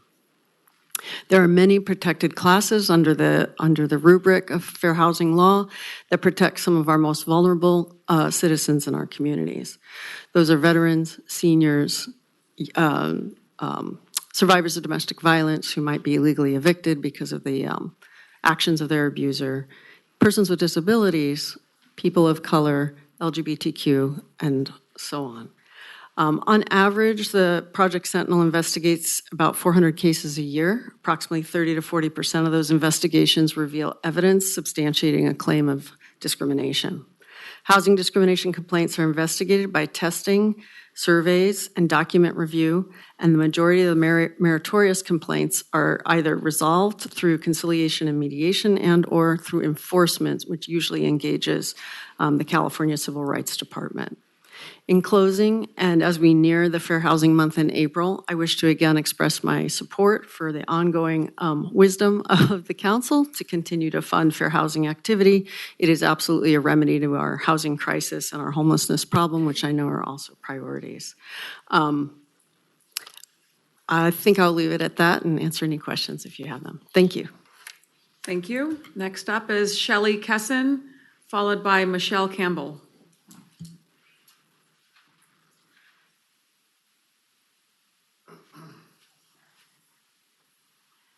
Good evening. I'm Shelley Kessen, also here on behalf of Musical Mayhem Productions, MMP. My son Charlie has started with MMP in 5th grade. He's a junior this year at Pleasant Grove High School, so I know firsthand what a bright spot MMP is in our community. But beyond my own personal experience, more than 1,400 kids each year go through an MMP program, whether it's their shows, academies, workshops. In addition, MMP puts on 22 different shows each year. It employs 17 people, and just this week, more than 2,000 elementary school students are going to have the opportunity to see Junie B. Jones firsthand. So MMP casts a broad net within our community. And I will say that beyond simply instilling an appreciation for the arts, what the kids learn as part of MMP will last a lifetime. Confidence building, public speaking, teamwork, discipline, time management, and then also a bit of resilience when they don't quite get that part that they were so excited about. All of these things will follow them throughout their lives and serve them very well. So I want to commend you for supporting MMP and theater among our youth within our community. It's vitally important. And not to be outdone by my fellow theater moms, I want to invite you all to a show. We would love to have you join us. You will see pure joy on stage, and I hope you would be delighted by your role in that and your support of that. Thank you. All right, next up is Michelle Campbell, followed by Mark Hedlund.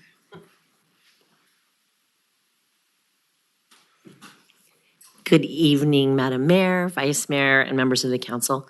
I'm Michelle Campbell. I teach theater arts at Catherine L. Albiani Middle School here in Elk Grove Unified School District. And I'm here to speak on support of two local programs who have applied for community service grants: Musical Mayhem Productions, MMP as you've heard, and Elk Grove Musical Theater Company. Both of these theater programs are near and dear to my heart. Both programs have assisted productions at my school through the loan of sets, props, and costumes, and they make my students very happy. Musical Mayhem has requested a grant to provide free tickets to local schools and nonprofits. As you know, audience opportunities improve quality of life for Elk Grove citizens. If children are going to shows, parents are going to shows, it's a great thing for the whole family. Audience members learn empathetic listening, critical thinking, and connection with others as they learn about others through story. Audience members show support and appreciation for the arts and for their peers who take risks up on stage. There are fewer and fewer opportunities for field trips and in-school productions and performances. Students don't get to learn how to be an audience member at school because we just don't have the time with the rest of the curriculum and the schedules that we're trying to fit in. Tickets for evening and weekend shows allow students to go with their families during outside of school time, and MMP has provided blocks of tickets for my students to attend shows. So not only do they get to learn to be a performer and audience member at school, they get to practice it out there in the community. Elk Grove Musical Theater Company, EGMTC, has requested funding for continuing their theater nonprofit and volunteers. There is an entirely volunteer program. My students love the program just as they do MMP. And they're also looking for support to bring shows to Elk Grove. More and more often, both MMP and EGMTC have to go to Sacramento, West Sacramento, or Rancho Cordova to find theater space. We have a very robust theater arts program in Elk Grove Unified, but we're using our theater spaces regularly. We need a community theater space, and so that's something that I would hope that you would consider in the future. Since both of those productions go outside, families and audience members often go out to lunch, dinner, or dessert to celebrate, meaning that their dollars are going to those other cities. A performing arts space in Elk Grove would be super helpful. Thank you for recommending CSG grant funds for both MMP and EGMTC. Theater kids are worth your investment. Thank you. Thank you. Next up is Mark Hedlund, followed by Angie Wangsgard.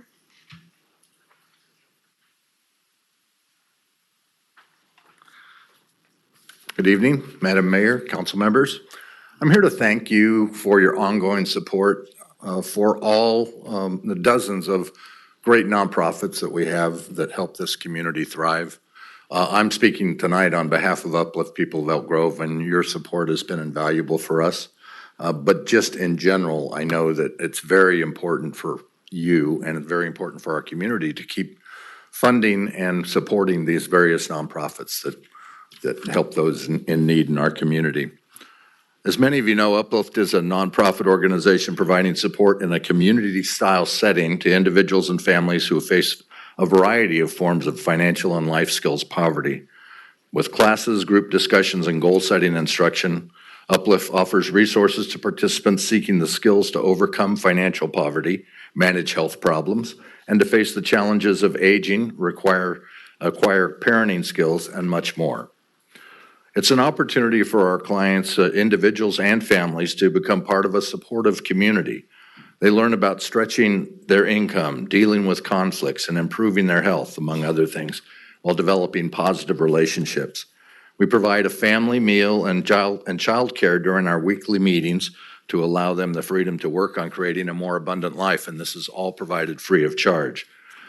We recently asked some of our clientele, some of our participants, what Uplift means to them, and I'd like to share with you a couple of quotes from them. One single mom said, "We talk a lot about finances and budgeting, and I recently got my very own first place, and so I've learned how to adapt, pay my bills, how to create a new lifestyle of having stability in my own home, and how to make it lasting, how to take care of it." Another participant says, "I've been able to set some goals that I never really looked at that hard. That goal setting is really important because it helps keep me on task." Another client says, "My kids know this is a stable place where we go and work on our lives."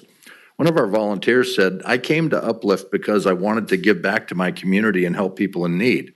But once I got here and became involved, I realized that we all suffer poverty in some part of our lives.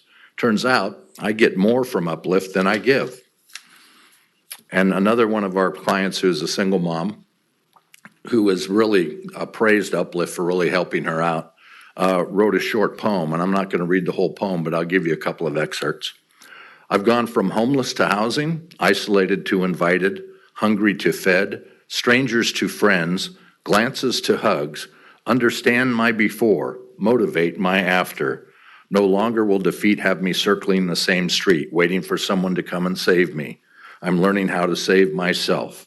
I know I don't have to be a doormat to be kind." So thank you again for your support. Thank you. Next up is Angie Wangsgard, followed by Nettie Fisher.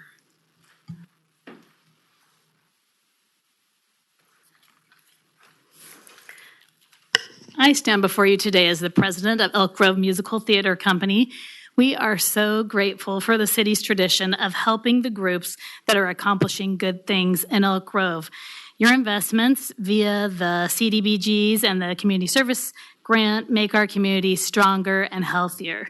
We recognize the difficult decisions that you are facing in this process, and we want to thank you for including and supporting the arts. As MMP supporters have already established, the arts are vital to our community's health. We had a difficult few years since 2020, and your support will make a huge difference to our program. Elk Grove Musical Theater Company is an all-volunteer-run, nonprofit theater company devoted to providing low-cost theater opportunities so that anyone, regardless of income or ability to pay, can participate. We've been performing in facilities outside the city limits recently because the one big auditorium in Elk Grove, Consumnes Oaks, is highly impacted with high demand between their own school and the many other groups that would like to use it. And it's also more expensive than some of the other facilities in the area. So this community service grant will help us to reach our goal of coming back to Elk Grove to perform here in our city. It will also help us provide more low-cost performing opportunities for Elk Grove youth, regardless of their ability to pay. It also, lastly, will help us provide scholarships for Elk Grove youth in need. Thank you so much for your efforts and the time you spent listening to all of us go on and on about the things that we care so passionately about. We're very grateful. Thank you. Next up is Nettie Fisher, followed by Christine Wynn.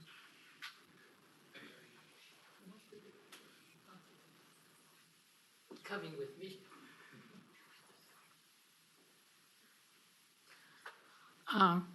Thank you. I'm kind of impromptu here. I want to let you know that I greatly appreciate the fact that you're considering Goals to be one of the recipients of your grant. Goals is an organization that services persons with disabilities from 16 to 87, I think is our oldest bowler. These are young, and these are adults and people that after they've out of the school system, their social activities become very minimal. What we offer them is an opportunity to participate in a community activity that the general population just kind of goes and does. Our newest member is a young man who is blind and deaf, and it's exciting to see the thrill on his face when he throws that ball or actually slides it down the ramp, and we explain where the ball is going, and when he hears the pins fall down, he wants to know where they went. Working with this organization since 2003, I've kind of much adopted most of the guys, starting with my own son. So when I watch these folks bowl, knowing that the majority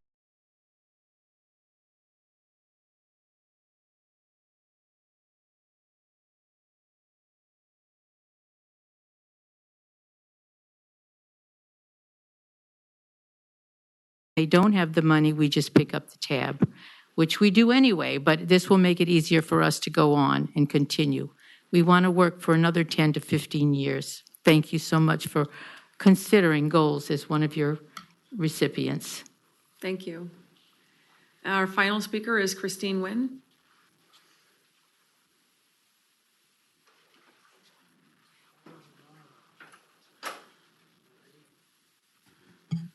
Good evening, Mayor and Council Member. My name is Christine Nguyen. I'm the CEO of My Sister's House. I just want to take a second to thank you and the staff and the review panel for putting My Sister's House on the funding recommendation for this upcoming year. With the funding, we're going to be able to serve several of the 46 ladies that are on our waiting list to be served through My Sister's House. As you know, My Sister's House is a domestic violence service provider. We have shelter services, housing program, employment counseling, and legal services. So our homes are in confidential areas, but know that we are serving the city of Elk Grove through this grant and through other funding streams at My Sister's House. So thank you so much. I'm very honored to be a part of such an amazing organization that spoke tonight and their mission. Have a great evening. Thank you, Ms. Nguyen. And that concludes our final speaker. So I will go ahead and close the public comment opportunity and declare this public hearing is now closed and look for some comments, questions, direction from my colleagues. I'll start to, yes? So before we start, we have two potential grant recipients in which Councilmember Spees has an interest. So you recall the way we've done this in the past is we ask Councilmember Spees to step out. Yes. The council makes a preliminary determination on those two grant recipients, then he comes back. So if you don't mind, Councilmember Spees. You have to come back.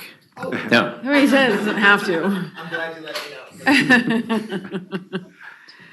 So the two matters are Elk Grove Community Foundation recommended at $15,000 and Running for Rhett recommended at $10,000. All right, let's address those two so we can bring them back in. Are we good with current Happy direction? to support those, yep. All right. This is not a motion, so we support it. We can. Yep, there's consensus, that's good enough, Yeah. thank you. All right, we can bring them back in. Someone gonna let them know? All right, we'll start with some conversation here about the grants. We'll start to the left here. Councilmember Suen. Yeah, thank you, Mayor. There's a lot of great need, a lot of great missions out there. And it was great to hear from folks tonight. MMP coming out in force, that was great to hear. But really appreciate your advocacy for the arts because it is important and it's important to all of us. I just want to thank not only all of you for that mission, and I want to thank the staff, Alicia and her team. It's such a difficult process or challenging process to allocate limited funds as you saw earlier. But also, I just wanted to quickly say a testament to all of you, because if you're on this list, it means not only do you have a very good mission, but you've been implementing, you've been doing things in a very effective manner, and also I would say good stewards of your funds, because that is one of the things, we're looking at how you're benefiting Elk Grove residents and how you're using those monies, or using them wisely. So these very slim dollars are being put to the best use. So kudos to all of you there, and I support staff's recommendation. Thank you. Vice Mayor? Thank you, Madam Mayor, and thank you to everyone who applied. It's always hard when you're talking about funding and making sure that every nonprofit is being taken care of, especially in our city.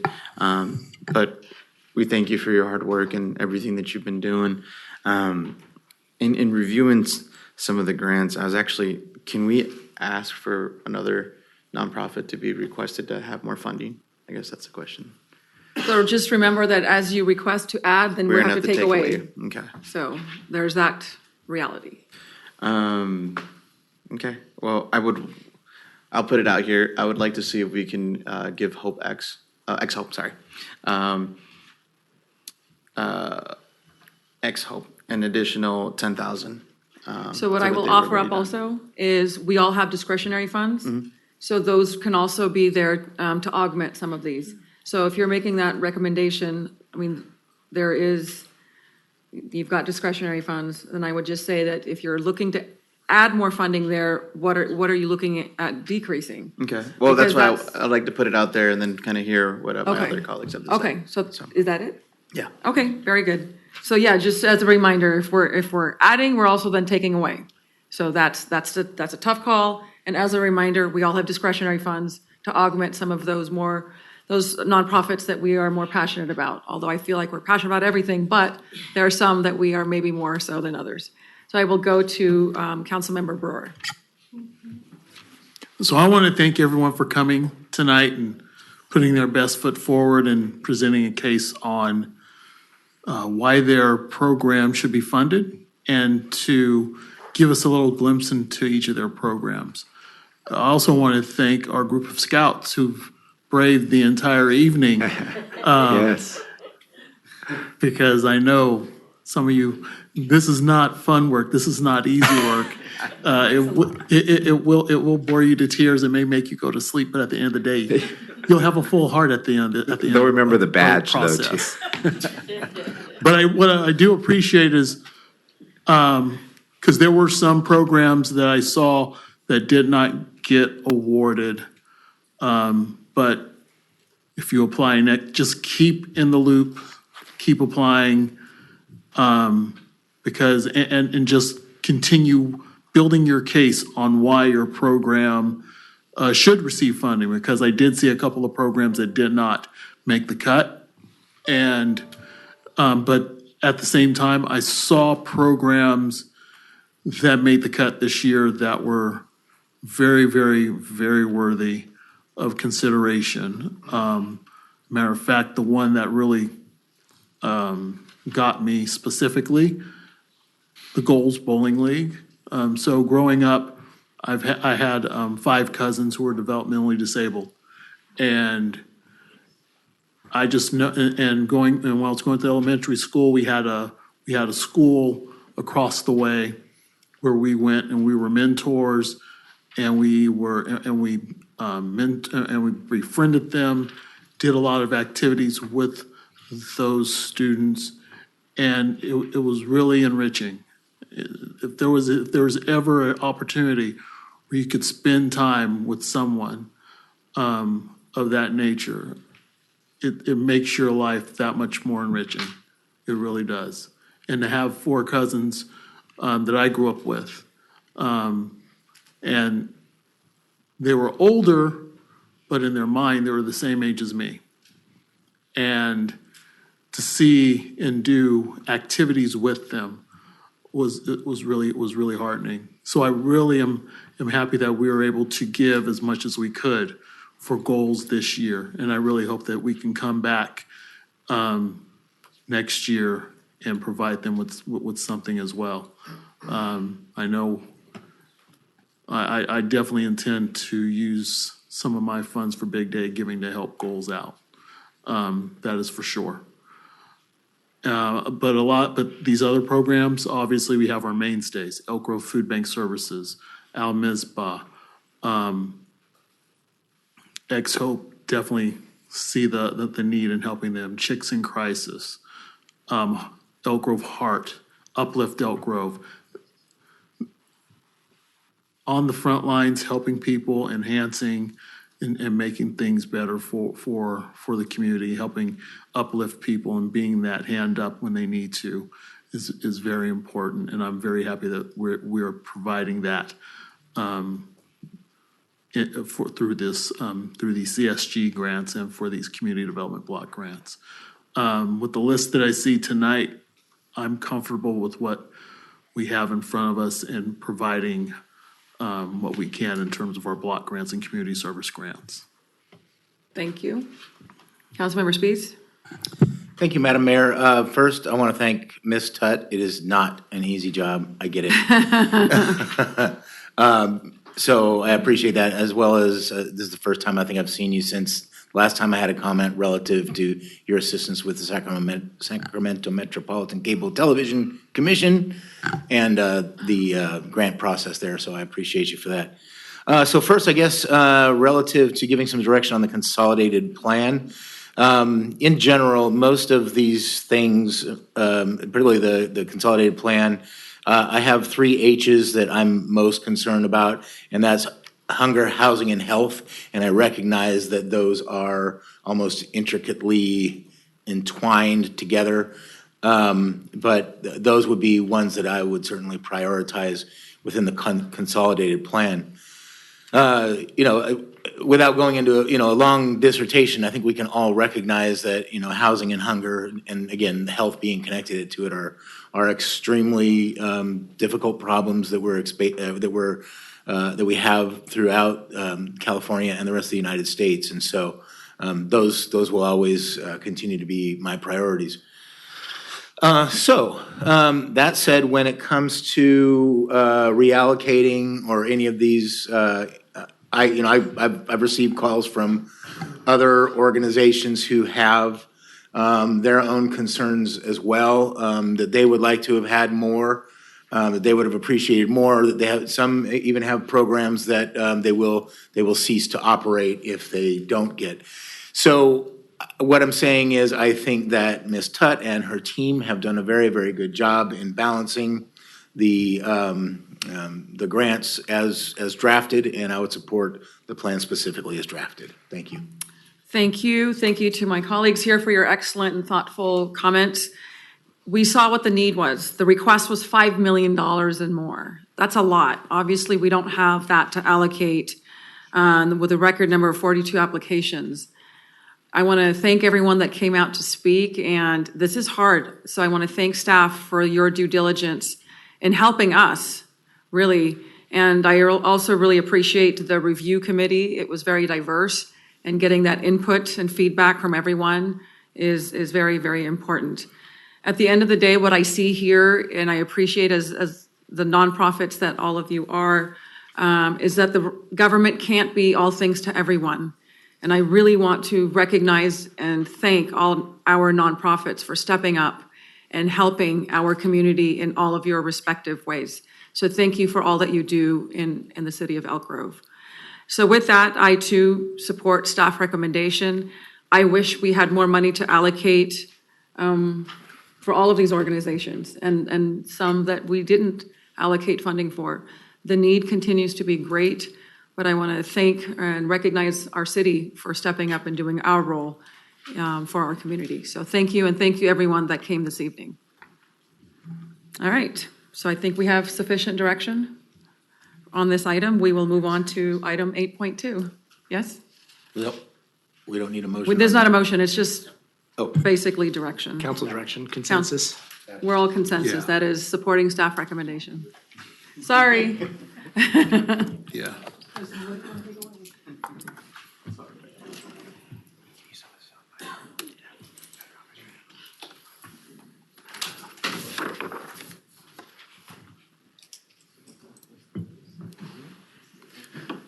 Good evening, Madam Mayor and members of the City Council. Joseph Dagamian, Associate Planner in the Community Development Department. Item 8.2 this evening is the grab-and-go determination of public convenience or necessity. This project consists of a determination of a public convenience or necessity, also known as a PCN, to allow the grab-and-go convenience store to obtain a Type 20 alcohol beverage license from the California Department of Alcoholic Beverage Control. The type 20 is for the sale of beer and wine for off-site consumption. The project site is located at 9630 East Stockton Boulevard, Suite number 140, within the Plaza Shopping Center along the west side of East Stockton Boulevard, just south of the intersection with Elk Grove Boulevard. Just a little bit of project background history. Back on September 1st of 2022, the Planning Commission approved Phase 3 of the shopping center, which consisted of a fueling station, a 5,050 square foot retail building with a drive-through. Grab and Go is occupying approximately 1,650 square feet of that building. A 2,020 square foot Starbucks building with a drive-through. The Starbucks opened in late 2024. The construction on the fueling station and the Grab and Go are just about complete, and they're set to open shortly. This is the floor plan for the Grab and Go convenience store.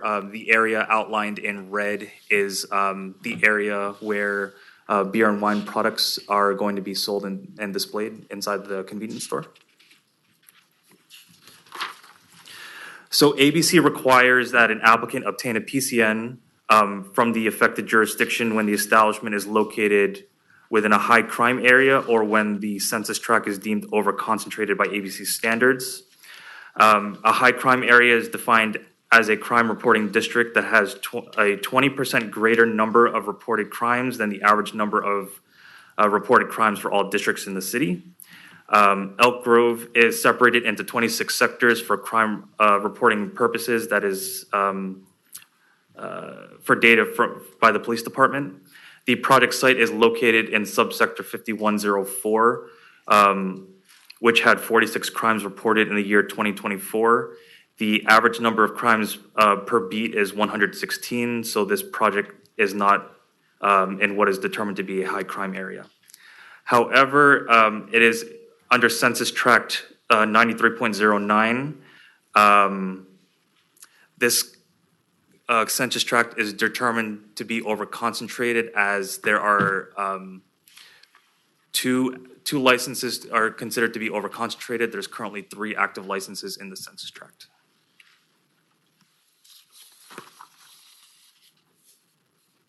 So the City Council determines whether a public convenience or necessity will be served by the issuance of an alcohol license for the applicant's premise based on the following factors. There's 4 of them, and I'll go over them individually.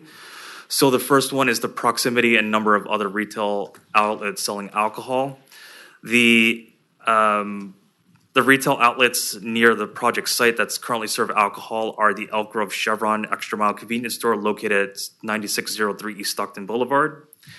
The Loop Neighborhood Market attached to the Shell gas station at 8607 Elk Grove Boulevard, and the CVS Pharmacy located at 8585 Elk Grove Boulevard. The second one is the proximity to retail outlets to schools, playgrounds, and other facilities serving young people.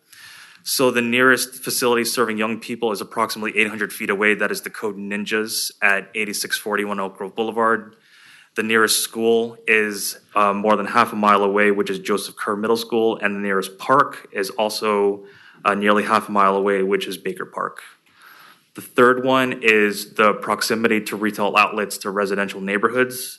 The nearest neighborhood is the Elk Creek Meadows subdivision, which is approximately 600 feet to the east.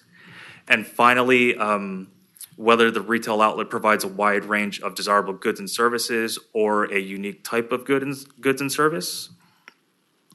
So for this use, the property would allow for customers to fill their vehicles up with fuel at the fueling station, as well as purchase groceries while at the Grab and Go convenience store while reducing the number of trips they might need to make elsewhere. So we believe a unique type of goods and services are being provided here. As part of the request for the PCN, the applicant must show how the alcohol license will serve the public's convenience and necessity. In response, the applicant notes that the sale of beverages would offer customers the convenience of fueling their vehicles while purchasing the limited selection of beer and wine along with other groceries in a one-stop shop atmosphere. Based on the reviewed data, the location of the proposed business, and the operating guidelines that have been presented by the business, the approval of this license will likely not result in increased calls for service. The police department has determined that there is no public safety reason to oppose either a finding of the PCN or associated ABC license application.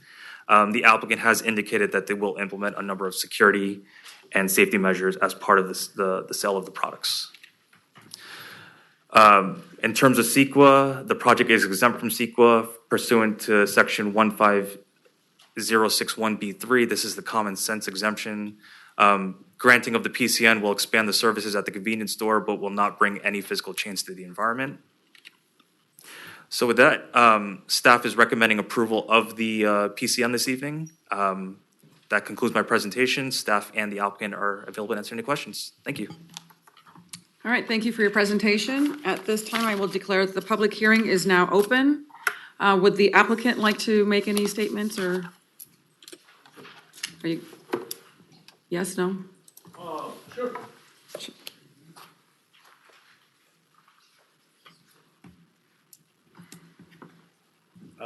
Good evening, Madam Mayor, Vice Mayor, City Council members. My name is Jivtesh Gill. So thanks for this opportunity. Currently for the last probably 18, 20 years, I do own and operate several ABC licenses up and down, a few cities, mostly towards south from here in Central Valley. So very familiar with the responsibility and accountability that comes with selling, restricted products. And sort of proud to say that over 18 years, we had one violation so far. We have a pretty robust, training program where we have bars program where we get these shops that we pay for, where we have a third party that comes into our locations once a month for sure, and they sort of test our employees to make sure they are checking IDs and making sure that they're following the ABC laws. So, and everything else that goes with, the ABC laws, right? So, thanks for, it's a great city. I'm glad that we are here, and would love to have your support. Thank you. All right, thank you. At this time, I will open up the public comment opportunity. Nobody has signed up to speak to on this item. I will close the public comment opportunity, and I will declare that the public hearing is now closed. Any questions, comments? We'll start to the left. Anything? Nothing. I'm happy to move the recommendation or All right, resolution. any questions or comments? Otherwise, I'll look for a second. Second. All right, we have a motion and a second. All those in favor, please say aye. Aye. Thank you. All right, next item. Take us to section 9, the regular agenda action items and recommendations. And we have one item, which is item 9.1, which is to receive a presentation of the Elk Grove Police Department's annual report for 2024.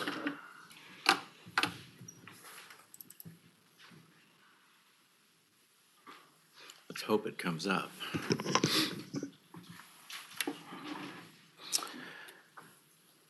Before I start, actually, I need to acknowledge the officer that was killed in Marysville today. So our thoughts and prayers are to the Marysville Police Department, the officers' families, and all the men and women that serve the communities that we all live in. Mayor, Vice Mayor, and Council, this is my opportunity to provide the annual report for the Elk Grove Police Department. My name is Bobby Davis, and I am very fortunate to be the Chief of Police for the City of Elk Grove and the Elk Grove Police Department. There are some bets going around about how long I'm going to be talking, and I am going to do my best to not make it too long. I'm just kidding about the bets. There are a couple areas that I am going to hit, and I will talk about specifically, and then a little bit about Measure E, because it's made a significant impact to our organization and the public safety in our city this last year. So quickly, I just want to talk, the very first thing, I would like to read the message, the message that I put on this annual report. And reset, by definition, means to start again or anew. There are moments when we're presented with the opportunity to reset, some anticipated, some unexpected. And 2024 was somewhat of a reset for the organization.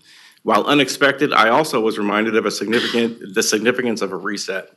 Stabilizing the foundation that has already been established and maintaining consistency has propelled us forward to welcome change in the coming year.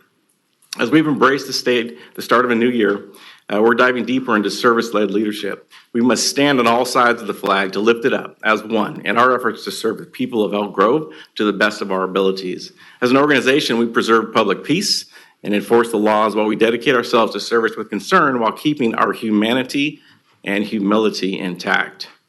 I am grateful to work with the women and men of the Elk Grove Police Department who honor our profession by maintaining the highest levels of excellence and integrity in their service to our community. Together and united, we will accomplish everything. The organization itself. We have a total staff of 325 allocated positions.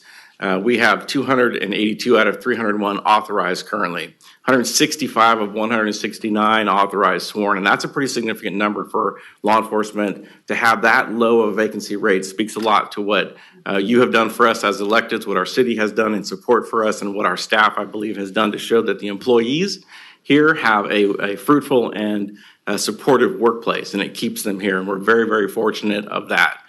The other way that I gauge that is by the people who do the work here for free.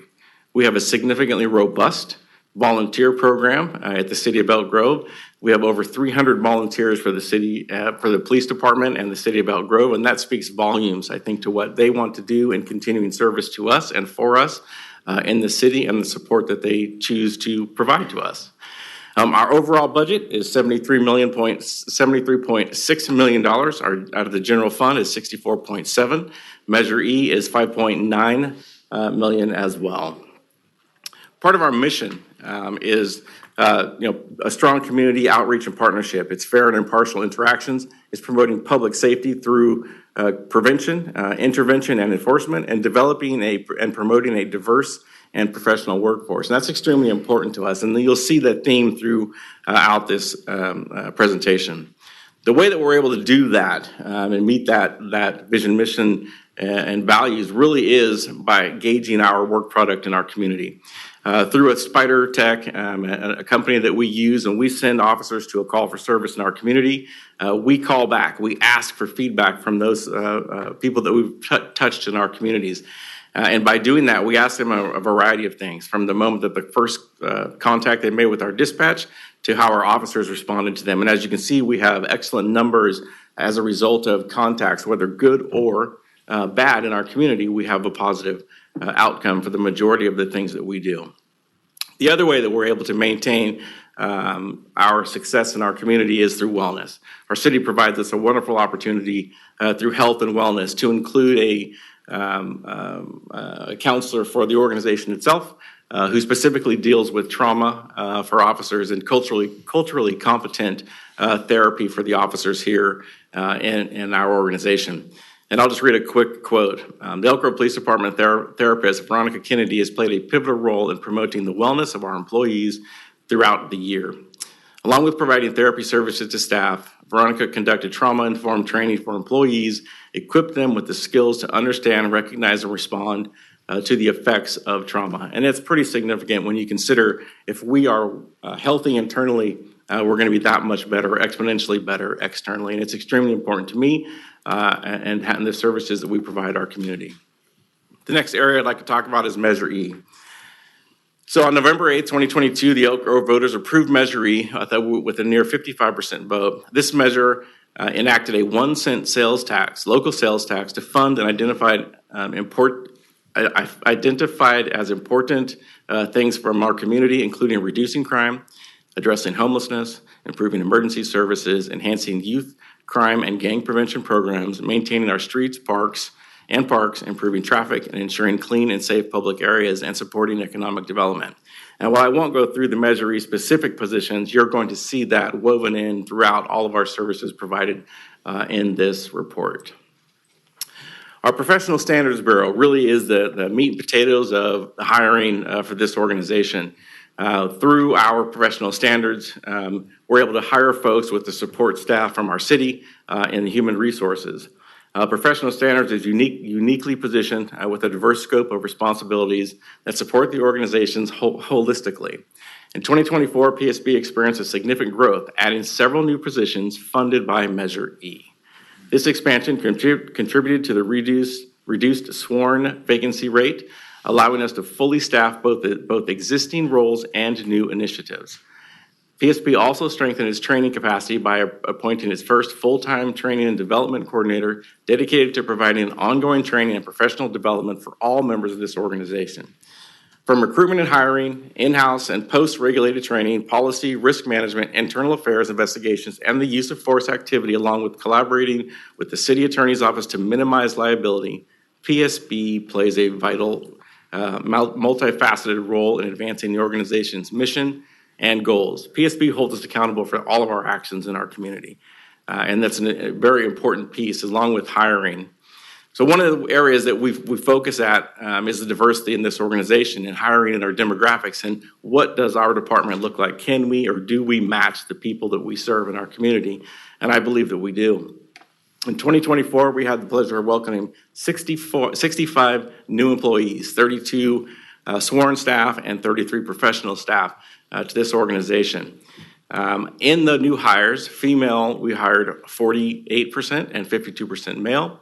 Of those new hires, you can see the demographics. Black Americans, we had 2%, we had 39% Hispanic, 15% Asian, and 44% white. Total personnel for the city, for the Elk Grove Police Department, we have a 45% and then the 55% male, 45% female, 55% male.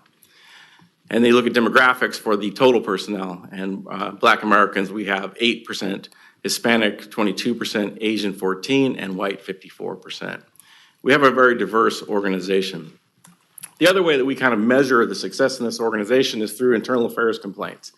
This last year, we had 3 internal affairs complaints, and you can see from 2020 all the way through 2024, where we've been very consistent in dropping those numbers and maintaining a level that I think through healthy relationships, healthy partnerships, professionally, we have been able to show that we have been better externally. Our numbers remain low because we take care and concern for all of the complaints that we get, but moreover, we take care and concern for the people that are serving the folks in our community. And by doing so, we're able to keep those numbers low. In addition to that, when we do get complaints, we address it immediately and we address it effectively. And that's an important piece of overall community and public safety. You can scroll through and see the other data that's associated with what professional standards keeps, which a lot of it has use of force, and then overall comparisons to 2023 and 2024, when you can see a lot of our force actually dropped in those years, and our K-9 with a fully staffed unit has gone up. That's because deployments and the use of that as a tool has gone up as well. Media and community relations. Media and community relations is kind of an area where we not just focus on how we present socially through social media and what we represent when we do press conferences or when we respond to media requests, but it's also part of our youth services program, and again, funded by Measure E.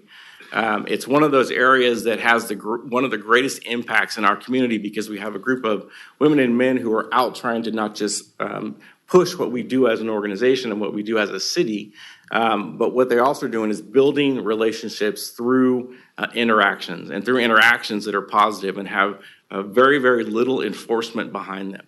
So the real goal with our media and community relations is through our youth services program. So our youth services unit was created last year as a result of Measure E and some other funding that we've been able to utilize. And we have 2 officers now who spend the majority of their time at all of the Elk Grove Unified School District schools within our city. And they spend time with those schools building relationships without enforcement. The idea is to foster healthy relationships for the kids in these schools so that they can come and talk to our officers, meet them on a different playing field that has, again, little enforcement as far as contacts go with the folks in our community. The other thing that we do in media and community relations is several programs. They have done over 100 programs this last year associated to everything in our community, whether it's through the Kicking It in Elk Grove, through RISE, through the Explorer program, our Youth 911, safety and awareness presentations, our community and PD event participations, Coffee with a Cop, Fries with the Good Guys, things that we do in our community that our community comes to love out and comes out and loves to share time with us. We had one of our vehicles that we have is a Jeep Gladiator. We were able to outfit this vehicle, and as you can see, like, the kids love it. We have videos now with kids playing basketball off of a hoop that we were mounted to the back of that Gladiator, and they love it. They come out. I've had principals and folks talk to me about how much they appreciate our officers coming out, playing basketball, sitting down with these kids, building circle groups, helping them learn how to become leaders in our community. And this is, again, a wonderful program. One of the other things, and as you know, one of my favorites is the Barbecue and the Beat. Every single year, we have, since I have had the opportunity to be the chief for our city, we have done this Barbecue and the Beat. Not only is it one of the mainstays of our summer activities, but it's one of the best ways we've been able to connect with the folks in our community, going out and feeding the people as they come to us in each beat of our city. One of the other things that we've been able to do as a result of that is during the week leading up to each one of those events, we take our city partners, our public works, our code enforcement, and we hit the streets and we address the quality of life issues in every single street in our city, literally every single street. So by the time we start this program to the time that we end, we have been on every single street in the city of Elk Grove. And we're proud of that. We're proud of the fact that we're able to do that and provide a service and address that. The week after the Barbecue and the Beat, when our community comes out, we go back through and ensure that we've tried to address or touch all of those things and then provide them feedback as to what we're going to do moving forward if there are ongoing problems. We're very proud of that, and this has brought us closer to our communities. And it's such a simple thing to sit and eat and break bread and share the things that matter to all of us in our community. Oops, I skipped real time. The next thing I'd like to talk about is our Real-Time Information Center. As you know, the Real-Time Information Center is extremely important to our everyday service, but it's more than policing. The reason we call it the Real-Time Information Center is because it's the information hub to the entire organization. It's an information hub to you as our electeds. It's an information hub to our city staff, and our community. We put things out that are associated with real time as it happens in our city, whether it's crime or it's floods or it's something that is happening catastrophic in our community or in the positive. We use this as a way to share what's happening with the police department internally and externally in our city, and it's an extremely important piece of the technology that we use as we respond to calls for service within our community. In addition to that, as we move forward in this presentation, you'll see the Drone as a First Responder program, which actually operates out of the Real-Time Information Center. The other thing that Real-Time has done is this annual report. Through Kristen and Andrea and Gabrielle have done wonderful work providing me the information that I can share with you today, and I'd be remiss if I did not mention them. Operations. So this is the forefront, really the most forward-facing thing that the people see in our community when we're talking about the Elk Grove Police Department in our cars. They are the folks that are on the streets, basically doing all of the calls for service, but also just being a visible presence for the people in our community. Being present, showing that we're there, making stops on people who are maybe speeding or not. But just providing a service to our community, whether it's a call for service or through proactive policing. The Operation Division continues to be the home of our two most public-facing units within the organization, and that is Field Services and Traffic. The Field Services Bureau is better known as Patrol, where all of our new police officers start their law enforcement careers and work side by side with tenured officers. Although there's been a great deal of movement, our patrol units have continued to keep our ranks filled to ensure that our community is provided with services they deserve and expected when they call us for help. And just a quick glance at some numbers, patrol operations this year through patrol and other services, we've had 2,100 arrests. We had 8,300 reports taken, and they've responded to 91,000 calls for service. Very similar to the prior year, but very consistent in the overall service. In addition to that, calls for service specifically, we had a 1% increase, which is not a huge number, but it's 91,094 calls relating to patrol itself. And then agency arrests, we've had 2,100 arrests this year, as opposed to the 2,600 we had last year, which is a 22% decrease. Even though the calls were very similar, we had a different result in a lot of those calls, and not every call that we go to is going to result in arrests. And I actually think that those are positive numbers, meaning that we've had contacts that don't always end up in arrests for the folks that we make contact with in our community. And later on, you'll see we had a rise in our crisis intervention response team. When they respond to many, many calls, those are calls where there is crisis and the arrests aren't necessary. And we'll talk about that as we get closer to that. Reports that were taken, roughly the same as pretty flat, 8,300 reports, 1% decrease. And then into traffic. Traffic is obviously important for us in our city. One of the greatest volume of calls that I get are associated with traffic. And so this year, specific to our traffic unit, our DUI checkpoints, we did 10.5% of all traffic related activity was DUI checkpoints. Motorcycle safety operations was 17.5. Our bicycle, pedestrian, and motorcycle enforcement was 17.5. I need to get some glasses. Distracted driving is 17.5, and the traffic enforcement in general was 36.8. So as you can see, our traffic unit is busy. Last year, we lost a few traffic officers through retirement and movement, and we're actually getting those back staffed to full staff now. Our collisions by the numbers. So we had 1,122 collisions in our city last year, and 73 of those were as a result of DUI. You can see our DUI arrests were 12% down, 31 less than the year before. And as you can compare to 2022, they went up in 2023 and then a little bit down or flattened out a little bit this year. We'd like to believe that a lot of that has to do because our operations were standard this year as they have been. We believe that our folks are starting to understand the importance of not driving if you have been drinking in our community. As far as distracted driving, you can see this has gone up, 11% increase. And I will tell you that distracted driving is just as dangerous as any driving in our communities. And so for us to go by vehicles, see them on their phones or doing other things in their cars, they will be cited in our city if we see that. Special operations. So here, I'm not going to cover all of what our SWAT team does and what our K-9 units do, or even our UAS, but I do want to cover for a few minutes what our DFR, as a drone as a first responder program, has brought to our city. Everybody loves our K-9s and that's great, so I'm going to skip past them because I can't really. What I do want to talk about is DFR. So drone as a first responder, for those who don't know, our DFR program, our drone as a first responder program, is now operational. And it is utilized to provide real-time updates from an aerial vantage point.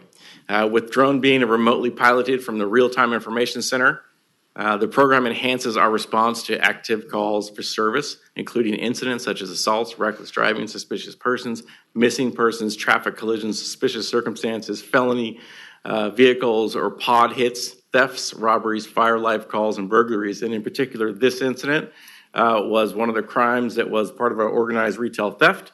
And we ended up catching them because DFR went to the first location that they showed up at. We had reports that they had left in a vehicle. DFR found it. It had gone into one of our other local businesses, and we caught them as we staged on the way out.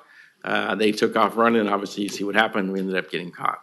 The other thing that we're able to do is address, and it's a perfect beginning to this, is we address the fireworks situation with DFR. As you know, all of you probably receive the calls that we get regarding the fireworks in our community. DFR has also allowed us to fly over those areas, identify specific individuals who were utilizing illegal fireworks, and allows us an opportunity to go back to those locations without putting anybody at risk and issuing citations with our code enforcement partners and our CSD fire partners as well. So just quickly, in the short time that we had DFR, they did 924 calls. DFR assisted in 91 arrests. DFR also dropped our response time to 2.2 minutes. That's a huge number, considering that our traditional response time for just general calls is 7.7 minutes. And you can see that that number, and this isn't a specific hot call, this is a general number. But if we have hot calls, and I'll give you an example, we had a fire life call, and we had a fire at a house way on the east side. Our DFR launched from our city hall. It was at the call itself in 37 seconds. With that information, we're able to feed that to our CSD partners, and they can make the determination on what apparatus or services to send without sending the whole house. And potentially wasting or not having the right resources there. They're able to see what it is and deploy based on the information we can share with DFR. It is a tool that has been an absolute game changer for us. And again, it is Measure E. We can't really say that the impact that Measure E has had for us in our community and for the police department. Investigations Division. Our Investigations Division is the voice for those who no longer have a voice. And for me, this is an extremely important piece of what we do and how we find closure for the people in our community who've been victims of crimes. We're very proud of the work that they do this year in our Investigation Division, and I'll cover just a few things with some of the numbers, and we'll get into numbers later as well, but we have a 12% increase in trespass. Why that's significant is exactly what our city sponsored, our mayor sponsored in Prop 36. And the change in Prop 36 has given our community or the businesses in our community a reason to report and tell us that we don't want people who aren't supposed to be in our business. Trespassing goes up, we're able to issue notices for them not to be there, and it gives us another handle or opportunity to provide a service to the community if that person comes back. And we're seeing a rise in trespass notices and trespasses in our city, we strongly believe as a result of Prop 36. So we're thankful, Mayor, and to our state for allowing us to, again, have the authority to enforce the laws in our community. In investigations, cases assigned to investigations is 625. Cases closed by investigations are 428. Missing person cases assigned is 101 and 96 that are still or that were closed. One of the areas that we really focus on is domestic violence in our community, and we'll talk a little bit about that when we look at some of the numbers that were reported to the reporting index, and we'll talk about why those numbers have gone up. But support wraparound services and providing a closure for many of our victims include domestic violence, which is really an unpredictable crime that we have in our city and is really hard to prevent. One of the best awards that you can receive as an investigator, and probably the highest award that you can receive in Sacramento County, is for the care of the children in our community. Internet Crimes Against Children Detective Monroe received an award from the Sacramento County District Attorney's Office, essentially indicating that she was the best investigator when it came to protecting our kids this last year, and she's one of ours. And we're extremely proud of her, we're proud of that service. We've been part of this program for many, when I was at the Sheriff's Department, I knew her from when I was the commander in that organization, and she was doing the work then. She has been consistent in her efforts to make sure that every child who's been victimized has a voice in our community, and that is through her, through the court system, providing justice and ensuring that those people that victimize our children go to jail. Forensics is also part of our investigative division. We know we don't have any of our cases cleared if we don't have the right evidence that's been gathered, and that's what our forensics team does. Community resources, another extremely important piece of our organization, and probably is getting close to as forward-facing as patrol. Our Community Resources Bureau is specific to our problem-oriented policing, our homeless outreach team, our crisis intervention team, school resource officers, and then our volunteers and police services. In collaboration with the Sacramento County DA, District Attorney's Office, the Bureau is excited to introduce a new community prosecutor as well. This past year, Anthony Ortiz from the District Attorney's Office had a full year with us and has helped us in several prosecutions and specifically to address the quality of life crimes we've had in our community. As a whole, this whole team truly does quality of life policing. Our POP team is exactly what it is problem-oriented policing. They work with our code partners and our public works team to address things that happen specifically in neighborhoods, whether it's cars parked where they're not supposed to be, or unkempt yards, or different things that are going on in communities, neighborhood disputes. They're there to go and try to find a balance in between the two, and try to address those concerns that are happening. Homeless outreach. Homeless outreach is part of our team that goes out and cleans up areas where we have some folks who are unhoused. What we've seen as a result of the shelter in our community is less camp cleanups, which is I think, part of the overall mission of our organization, meaning our entire municipality.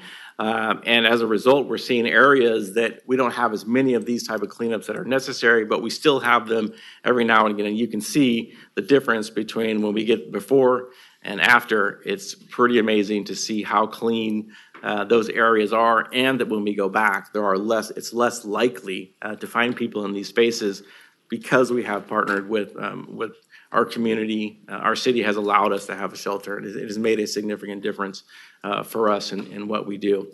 As you can see, we took 56,000 pounds of trash that were removed from a lot of these sites. So obviously it makes a visual difference as well, not just an enforcement handle. And then our crisis response team. So I'll kind of get back to some of the crime stats and some of the crimes that you've seen. So in 2024, our CRT team, and that is where we have a counselor assigned with a police officer to address mental health issues or families that are in crisis in our community. As you know, this is a hot topic for us, and for the Elk Grove Police Department, our response has never changed. Our response will not change. We will respond to families that are in crisis and allow our mental health clinician and the officer to determine if it is a family that is in true mental health crisis or criminal crisis. And for us, the difference is extremely important to address. And so, as you can see, the calls for service this year were 686, and the mental health interventions were provided at 548 of those. That would have been 548 arrests 2 years ago. That is significantly different approach for us, and has made a huge impact to all of those in our community who have had, who needed crisis intervention from the mental health aspect and not the criminal aspect.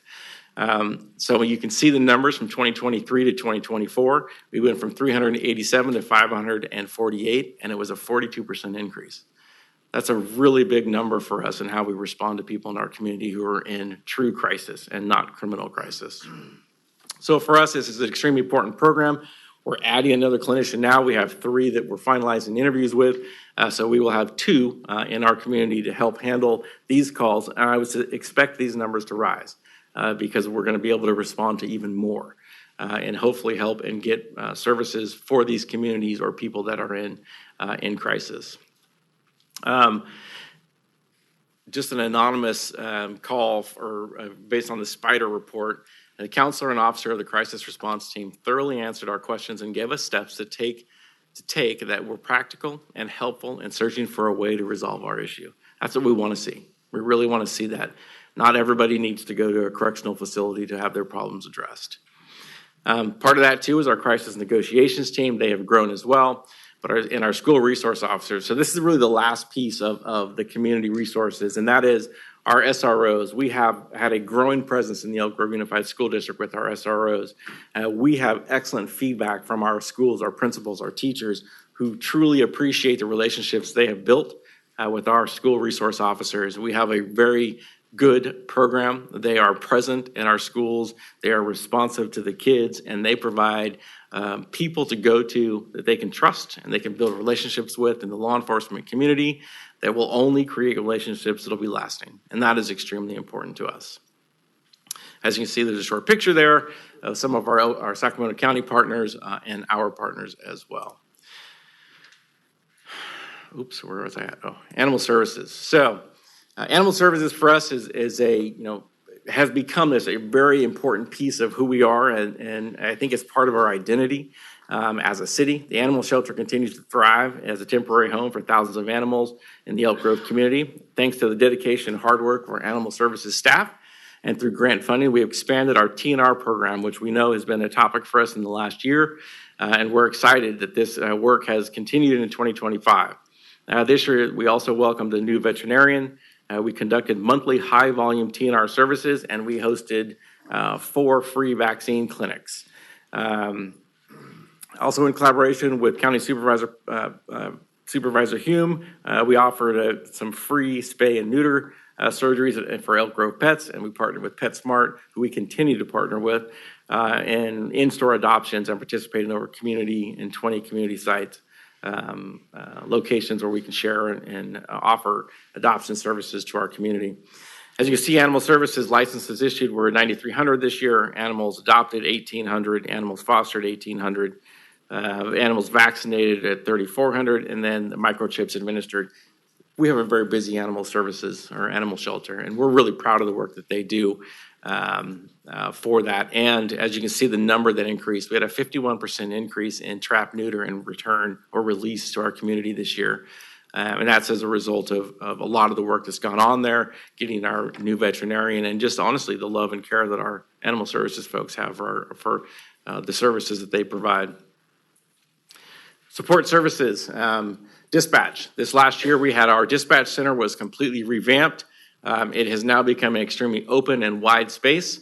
Part of that was through the help of Measure E, we were able to add positions, and now our patrol staff services, our dispatch center has gone from a 12-hour shift model to match our patrol model, which is a 10-hour shift model.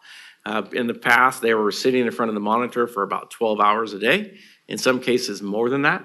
But now they have an opportunity to sit between 7 and 7.5 to 8 hours in front of a monitor, and they have overlap, and they can take breaks, and they can get away from the screen itself. And we have greater staffing, which is going to allow for healthier workspace and opportunity for them to promote as well. So we have kind of created an ecosystem inside there of not just new hires and growth, but promotion and opportunity and upward movement, which is extremely important to providing a workspace which is condensed into a happy and healthy place where people can grow in their professional lives.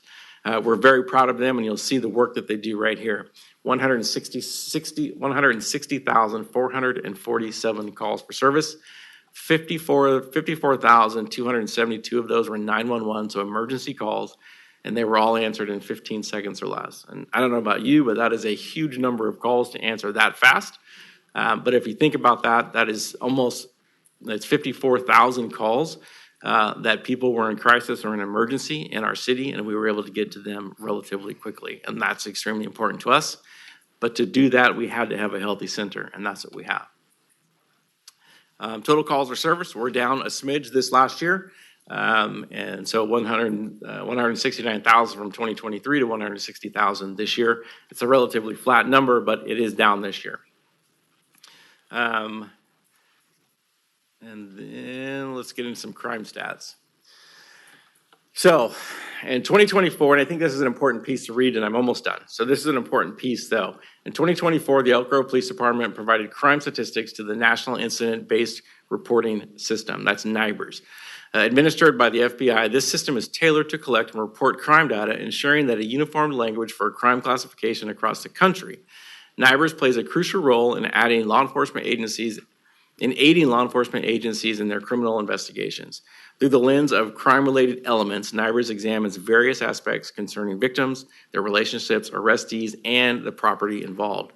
The system organizes crime reporting into 3 primary categories: crimes against persons, crimes against property, and crimes against society.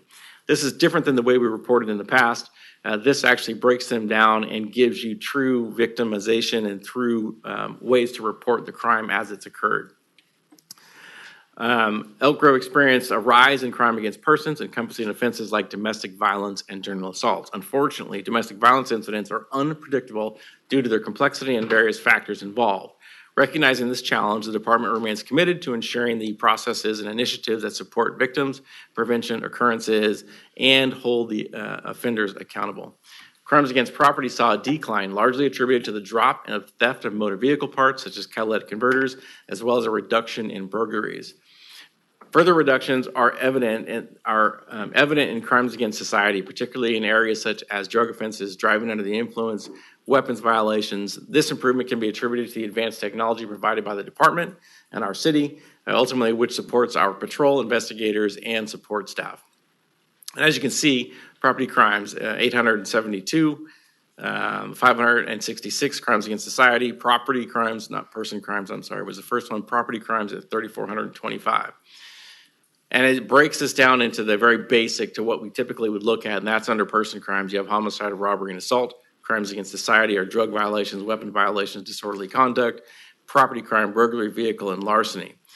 The person crimes, as you can see, are not that public facing, where in our city we have technology that really reduces people coming in and doing quality of life crimes that affect roadways and homes, and anything that there is an opportunity for us to use technology to catch somebody, you've seen those go down. Those ones that are truly unpredictable, such as homicide, robberies, and assaults that typically take place behind closed doors, are those ones that have gone up, and specifically the assault is associated through domestic violence in our community.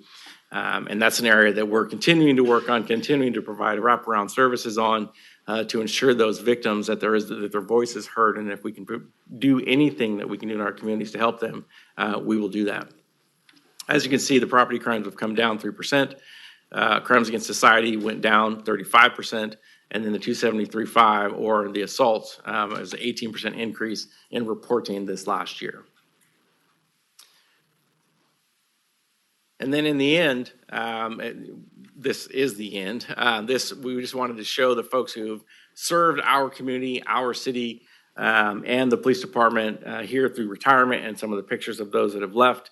And then in addition, Assistant Chief Paul Solomon will be leaving us this year as well. And so we will be making moves this coming year, but Paul won't be on this one, but I felt it important to talk about that while he is here. And he is here now, and I doubt he's going to come back next year for me to do this. So I did want to mention that Paul will be retiring this year, and that other than having one of my best friends I get to work with, we will miss him and miss the services he provides. And he makes comments in here, if you go back to some of the areas that we went through, and has comments about things that are important to him in the city and what he's been able to provide for our community. And I just want to say thank you, Paul, for everything you've done. And that is it. If you have any questions for me, I'm here to answer those questions, and I hope that wasn't too bad. It was outstanding. All right, at this time, I'll open up public comment.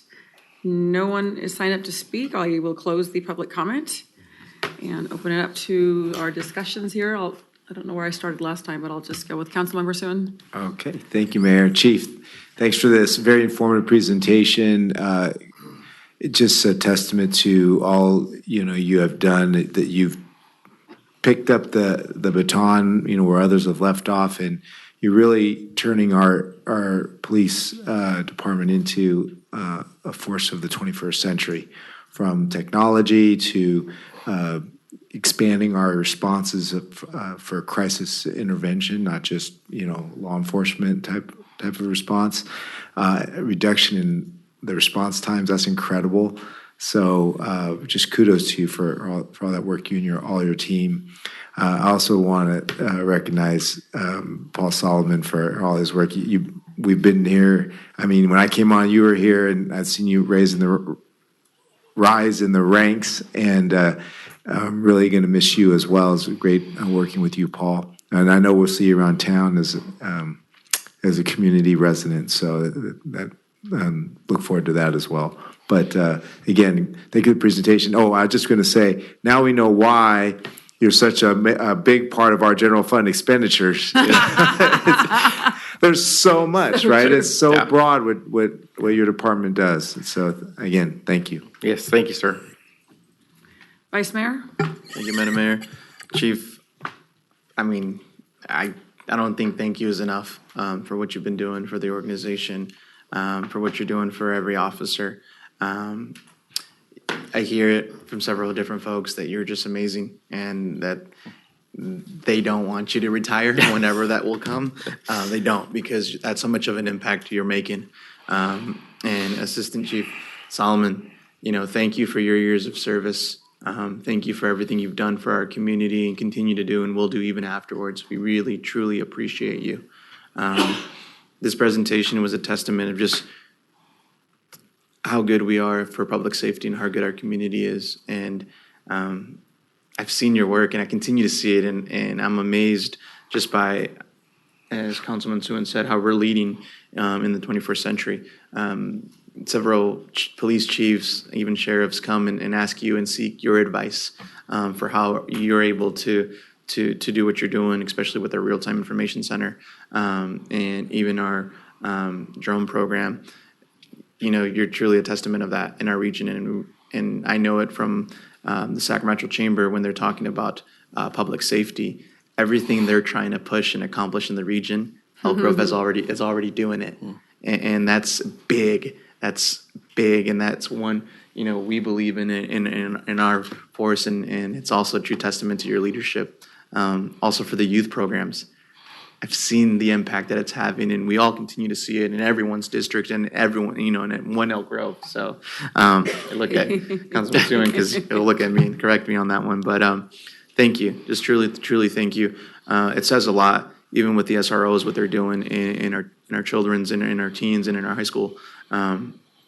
That's right there where you start breaking barriers and you start building relationships, and law enforcement and our youth can then build that relationship. So just thank you. And I'll end my comments there. Well, thank you so much. I will tell you that it is very little to do with me. It has to do with the women and men of this organization. Our success has very little to do with my position. It truly is the work that they put in and ensuring that they have a safe place internally so they can be that much better externally. That's really what it is. So thank you. Just want to add just a little bit. I love that you say that because we call it soldier care, but obviously for law enforcement, it's a lot different. And you truly prioritize mental health as one of the forefronts. And when people shy away from it, you don't. You lean into it. And because of that, I would truly believe that our officers are well off. So thank you. And you said it best. Thank you. Councilmember Brewer? Chief Davis, thank you for this great report. Servant leadership is something that is infectious. It breeds a culture of positivity that permeates not only throughout the institution of the Elk Grove Police Department, but it also extends to the community. And it shows to the degree of trust that Elk Grove Police Department is building with the community and in law enforcement circles.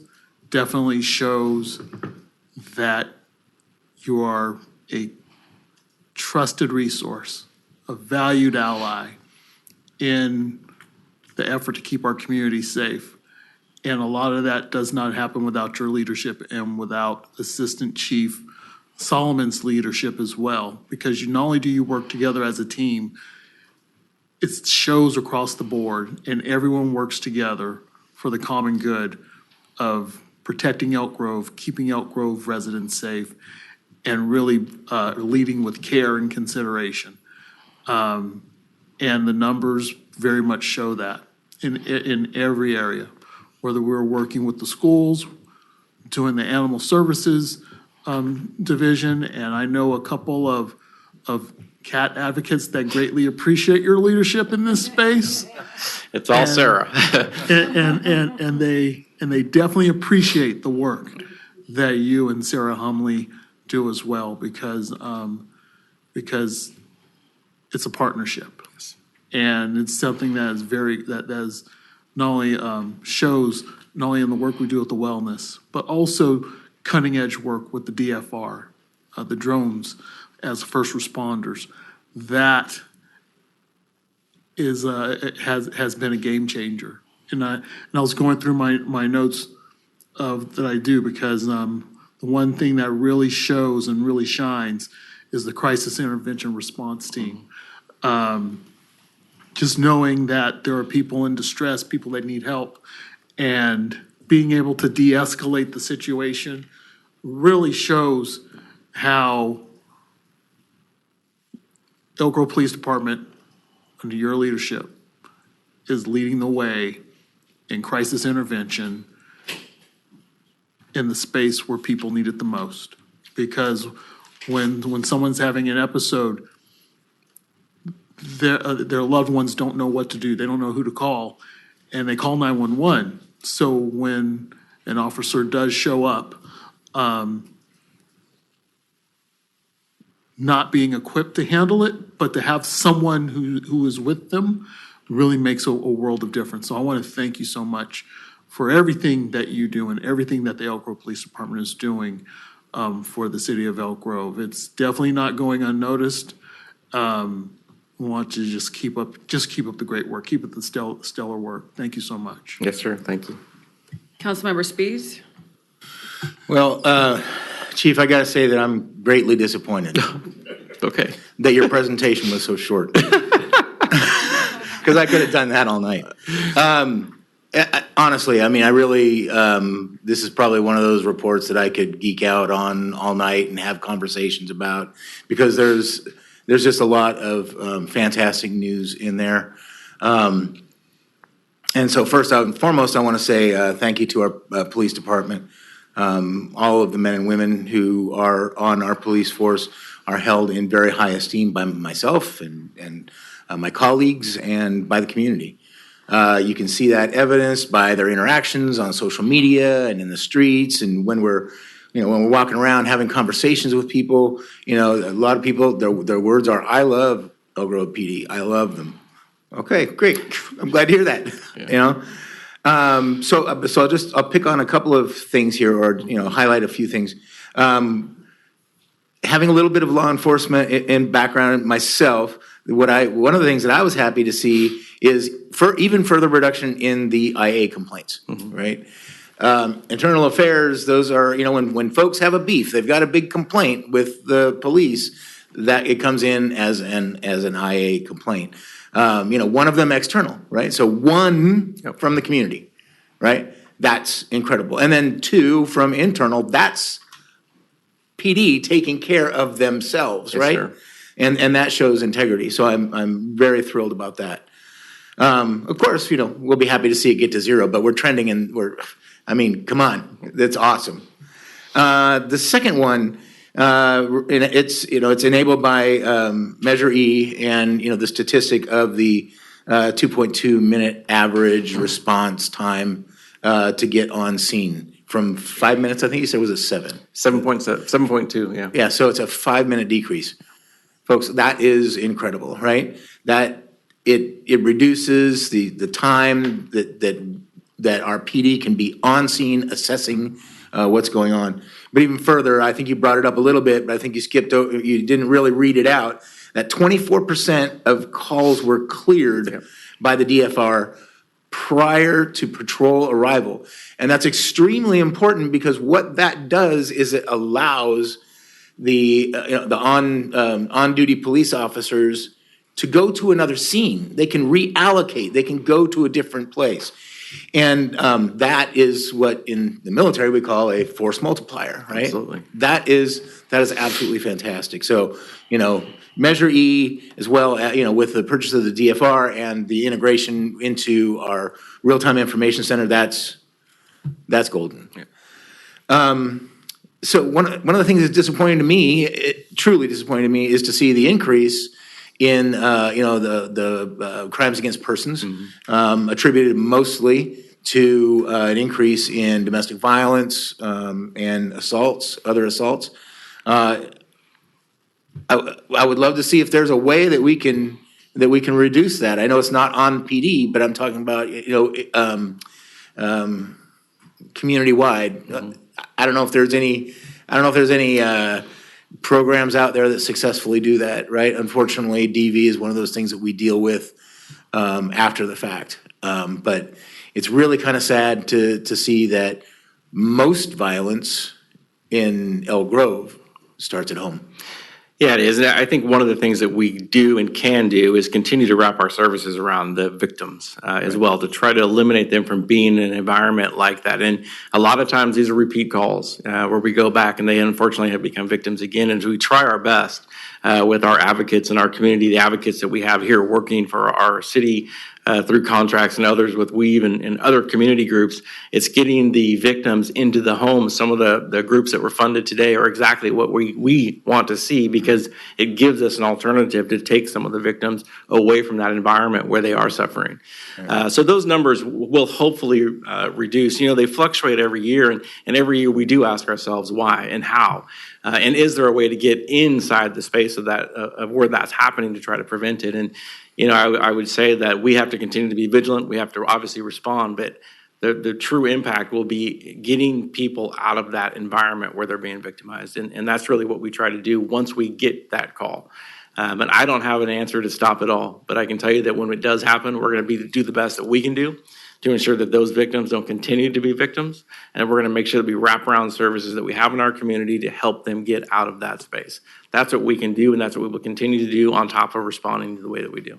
Awesome. Yeah. I also like to see in terms of the reduction in, and I'll say it the wrong way, you go ahead and correct me, but in when you have to intervene, right? When you have to physically intervene to see to see that that's down, right? So what I'm saying is, while we see an increase there, we are seeing a more humane approach, a more reasoned approach. And that's, I'm sure, partly through the crisis response team. But that's great to see. So while it went up, and there's little that we can truly do about to prevent, I'm happy to see that we're reacting to it in an even better way. I didn't write down my third item, so I remember what it was, because I will go on all night, folks. I'll just let you know. I'll let you know that I could probably double his presentation time. But I told you I'm disappointed this was so short. But one of the things that is interesting to me, is we talked about it before, is there is a nexus, there is a connection between stolen vehicles and other crimes that happen. It's not a surprise to anybody that typically law-abiding citizens are not rolling around in stolen vehicles. True. Just saying. And typically the stolen vehicles typically have some other sort of a crime associated with it, whether it's breaking into mailboxes, or maybe weapons that they shouldn't have, or drugs, right? And so I don't think you mentioned it here, but the license plate readers, right? Yes. The license plate readers help out significantly in that. And again, that's through, coordination with the Real-Time Information Center. So anyway, regardless of what I promised, I won't go on forever, but I want to say thank you once again to you. Thank you to Chief Solomon. Thank you very much to our to the sworn and the non-sworn folks. The folks in forensics, and the folks in property, and and the canines the canines everybody loves wants to see the cute dogs. Yes. So anyway, I'll wrap there. Thank you very much. I appreciate the report, Chief. I appreciate that very much, and I just want to hit on something that you talked about, and that's the DFR and that clearing of 24% of the calls. What we really appreciate is the officers not having to go and make contact with maybe a member of a disparate community that didn't need contact. And having the DFR as a tool allows us to not make contact with people who don't need it. And that can have a significant impact on a community member for some reason, if the call was to go sideways, right? And it didn't need to. And so for us, DFR is used as a tool to not just clear calls, but ensure that we're going to calls that we need to. And that's an important piece, I think, as we move into the future in law enforcement. Thank you. Well, excellent comments. I'm not sure what's left for me to talk about, but I will share some of the things that were important to me that stuck out. But first and foremost, as you can see from my colleagues and myself, we love our Elk Grove Police Department, and we hope that you all feel supported by sort of, our actions here on the dais, that we are not like many city councils. We fully support our police department, and you go above and beyond, not only you as a leader, but our entire police department in building those relationships. For me, those are key. It's those relationships that you build with our community. And I've seen that with you directly. As we were engaged in conversations with a community person who have their own biases against the police department, and watching you navigate through that with not only just the utmost respect and decorum, but dignity. And you really showed me in those sort of tense moments who you are as a leader. And I know in just even that little snapshot that that's who you are within the department. I recognize our entire police department, all of the great work that all of you are doing and really creating one of the most safest communities in the state of California, perhaps in the country. It doesn't happen by accident. It's investing, it's believing, it's supporting through mental health services. It's recognizing those needs and making sure that you're fully funded and fully supported in being able to provide those kinds of resources. The drones as first responders, I know that our neighboring cities are very interested in this.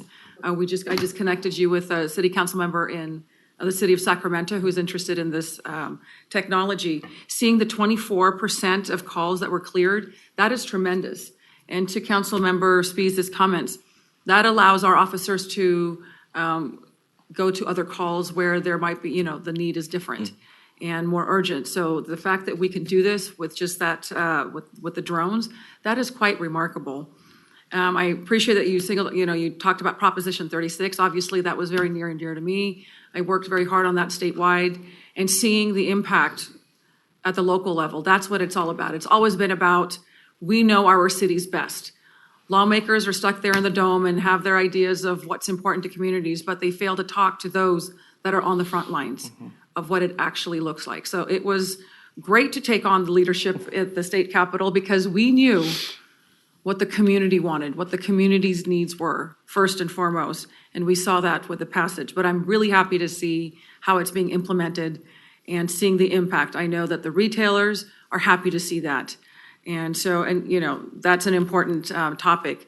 If there's other cities are looking at, they're doing presentations specific to Prop 36 implementation, and they look different in each city. So I would be curious maybe down the road of having something very specific to what Proposition 36 looks like at the local level, how it's having an impact, where those gaps might be so that we can be better advocates, perhaps for, we know that we need more funding to really fully realize Proposition 36. But that partnership, obviously, we have a great district attorney who also led on this as well. So somewhere down the road, would love to see what that looks like beyond the slide of just, what the impact is here at the local level. We can do that. The school resource officers, that's near and dear to me as a former school board member. I'm seeing the impact up close and personal. And, the school district has many jurisdictions, so you work with many different agencies. So it's not, we're unique with the Elk Grove Police Department having a partnership. But we know the district includes the city of Sacramento, Rancho Cordova, and the county. So the contract is there with the sheriff's department. But I can tell you that the remarks, the relationships, and all of the positive relationships that were created, I respect all of the our sheriff partners, but Elk Grove PD always stood out above and beyond in the building that trust in those relationships. Our officers, I can tell you from back then, they always received high accolades. And as a parent, I know the importance of building those relationships and trust when they're much younger, like these young gentlemen that are here in the audience today. Building those relationships and trust when it's not related to enforcement of something or being heavy-handed. It's building that trust, and it happens when they're young. So those school resource officers, how they engage with the youth is so critical. And so I love all of the work that we are doing with our youth. And selfishly, obviously, I would love to see that contract with our police officers because we do an exceptional job with building that trust and relationships. And it starts with just recognizing and seeing our students when they show up at school and knowing that they come from different walks of life and they have different struggles and different journeys, and seeing the humanity at that level is so important. Our homeless outreach program, fabulous, seeing the results of that. So thank you again for that. Assistant Chief Solomon, the good news is that we're neighbors, kind of. We both live in Stone Lake, so I will see you around. But thank you so much for your service, your dedication and commitment to public safety and the safety of our community. It has not gone unnoticed. We thank you for all of your service and years of service. And we know that you won't be a stranger to our city. But thank you, a tremendous report. Keep up the good work. We talked about how can we be preventative in some of these situations? And it's very hard. You can't, how do you stop somebody? How do you build good relationships? How do you have a strong, happy, healthy family life where those tensions don't happen? But what I can say is that, what I'm seeing in a lot of the education out there and with young leaders like this, that building character, building trust, and investing in our youth does pay dividends down the road. So hopefully when they grow up, they're much more responsible humans and adults and know how to channel their feelings and their anger. So I'm hopeful for the future, but it's not something that we can sit here and solve. We can't be all things to everyone. But I love and respect the work that we are doing to make sure that the victims get the support that they so badly need in those very difficult, tense situations. So thank you all, Elk Grove Police Department. You're doing a fabulous job. And thank you to the voters of Elk Grove for Measure E funding. This is how we keep our community safe, so I want to thank everybody for that. Mayor, Vice Mayor, and Council, thank you so very much. We're very appreciative. The women and men of this organization are proud to work here, and I'm proud to work with them and you. Thank you. Thank you, sir. All right, so we will go on to our next item, which is our council comments, reports, and future agenda items. Council members' fees, anything? Nothing to report, thank you. Councilmember Brewer?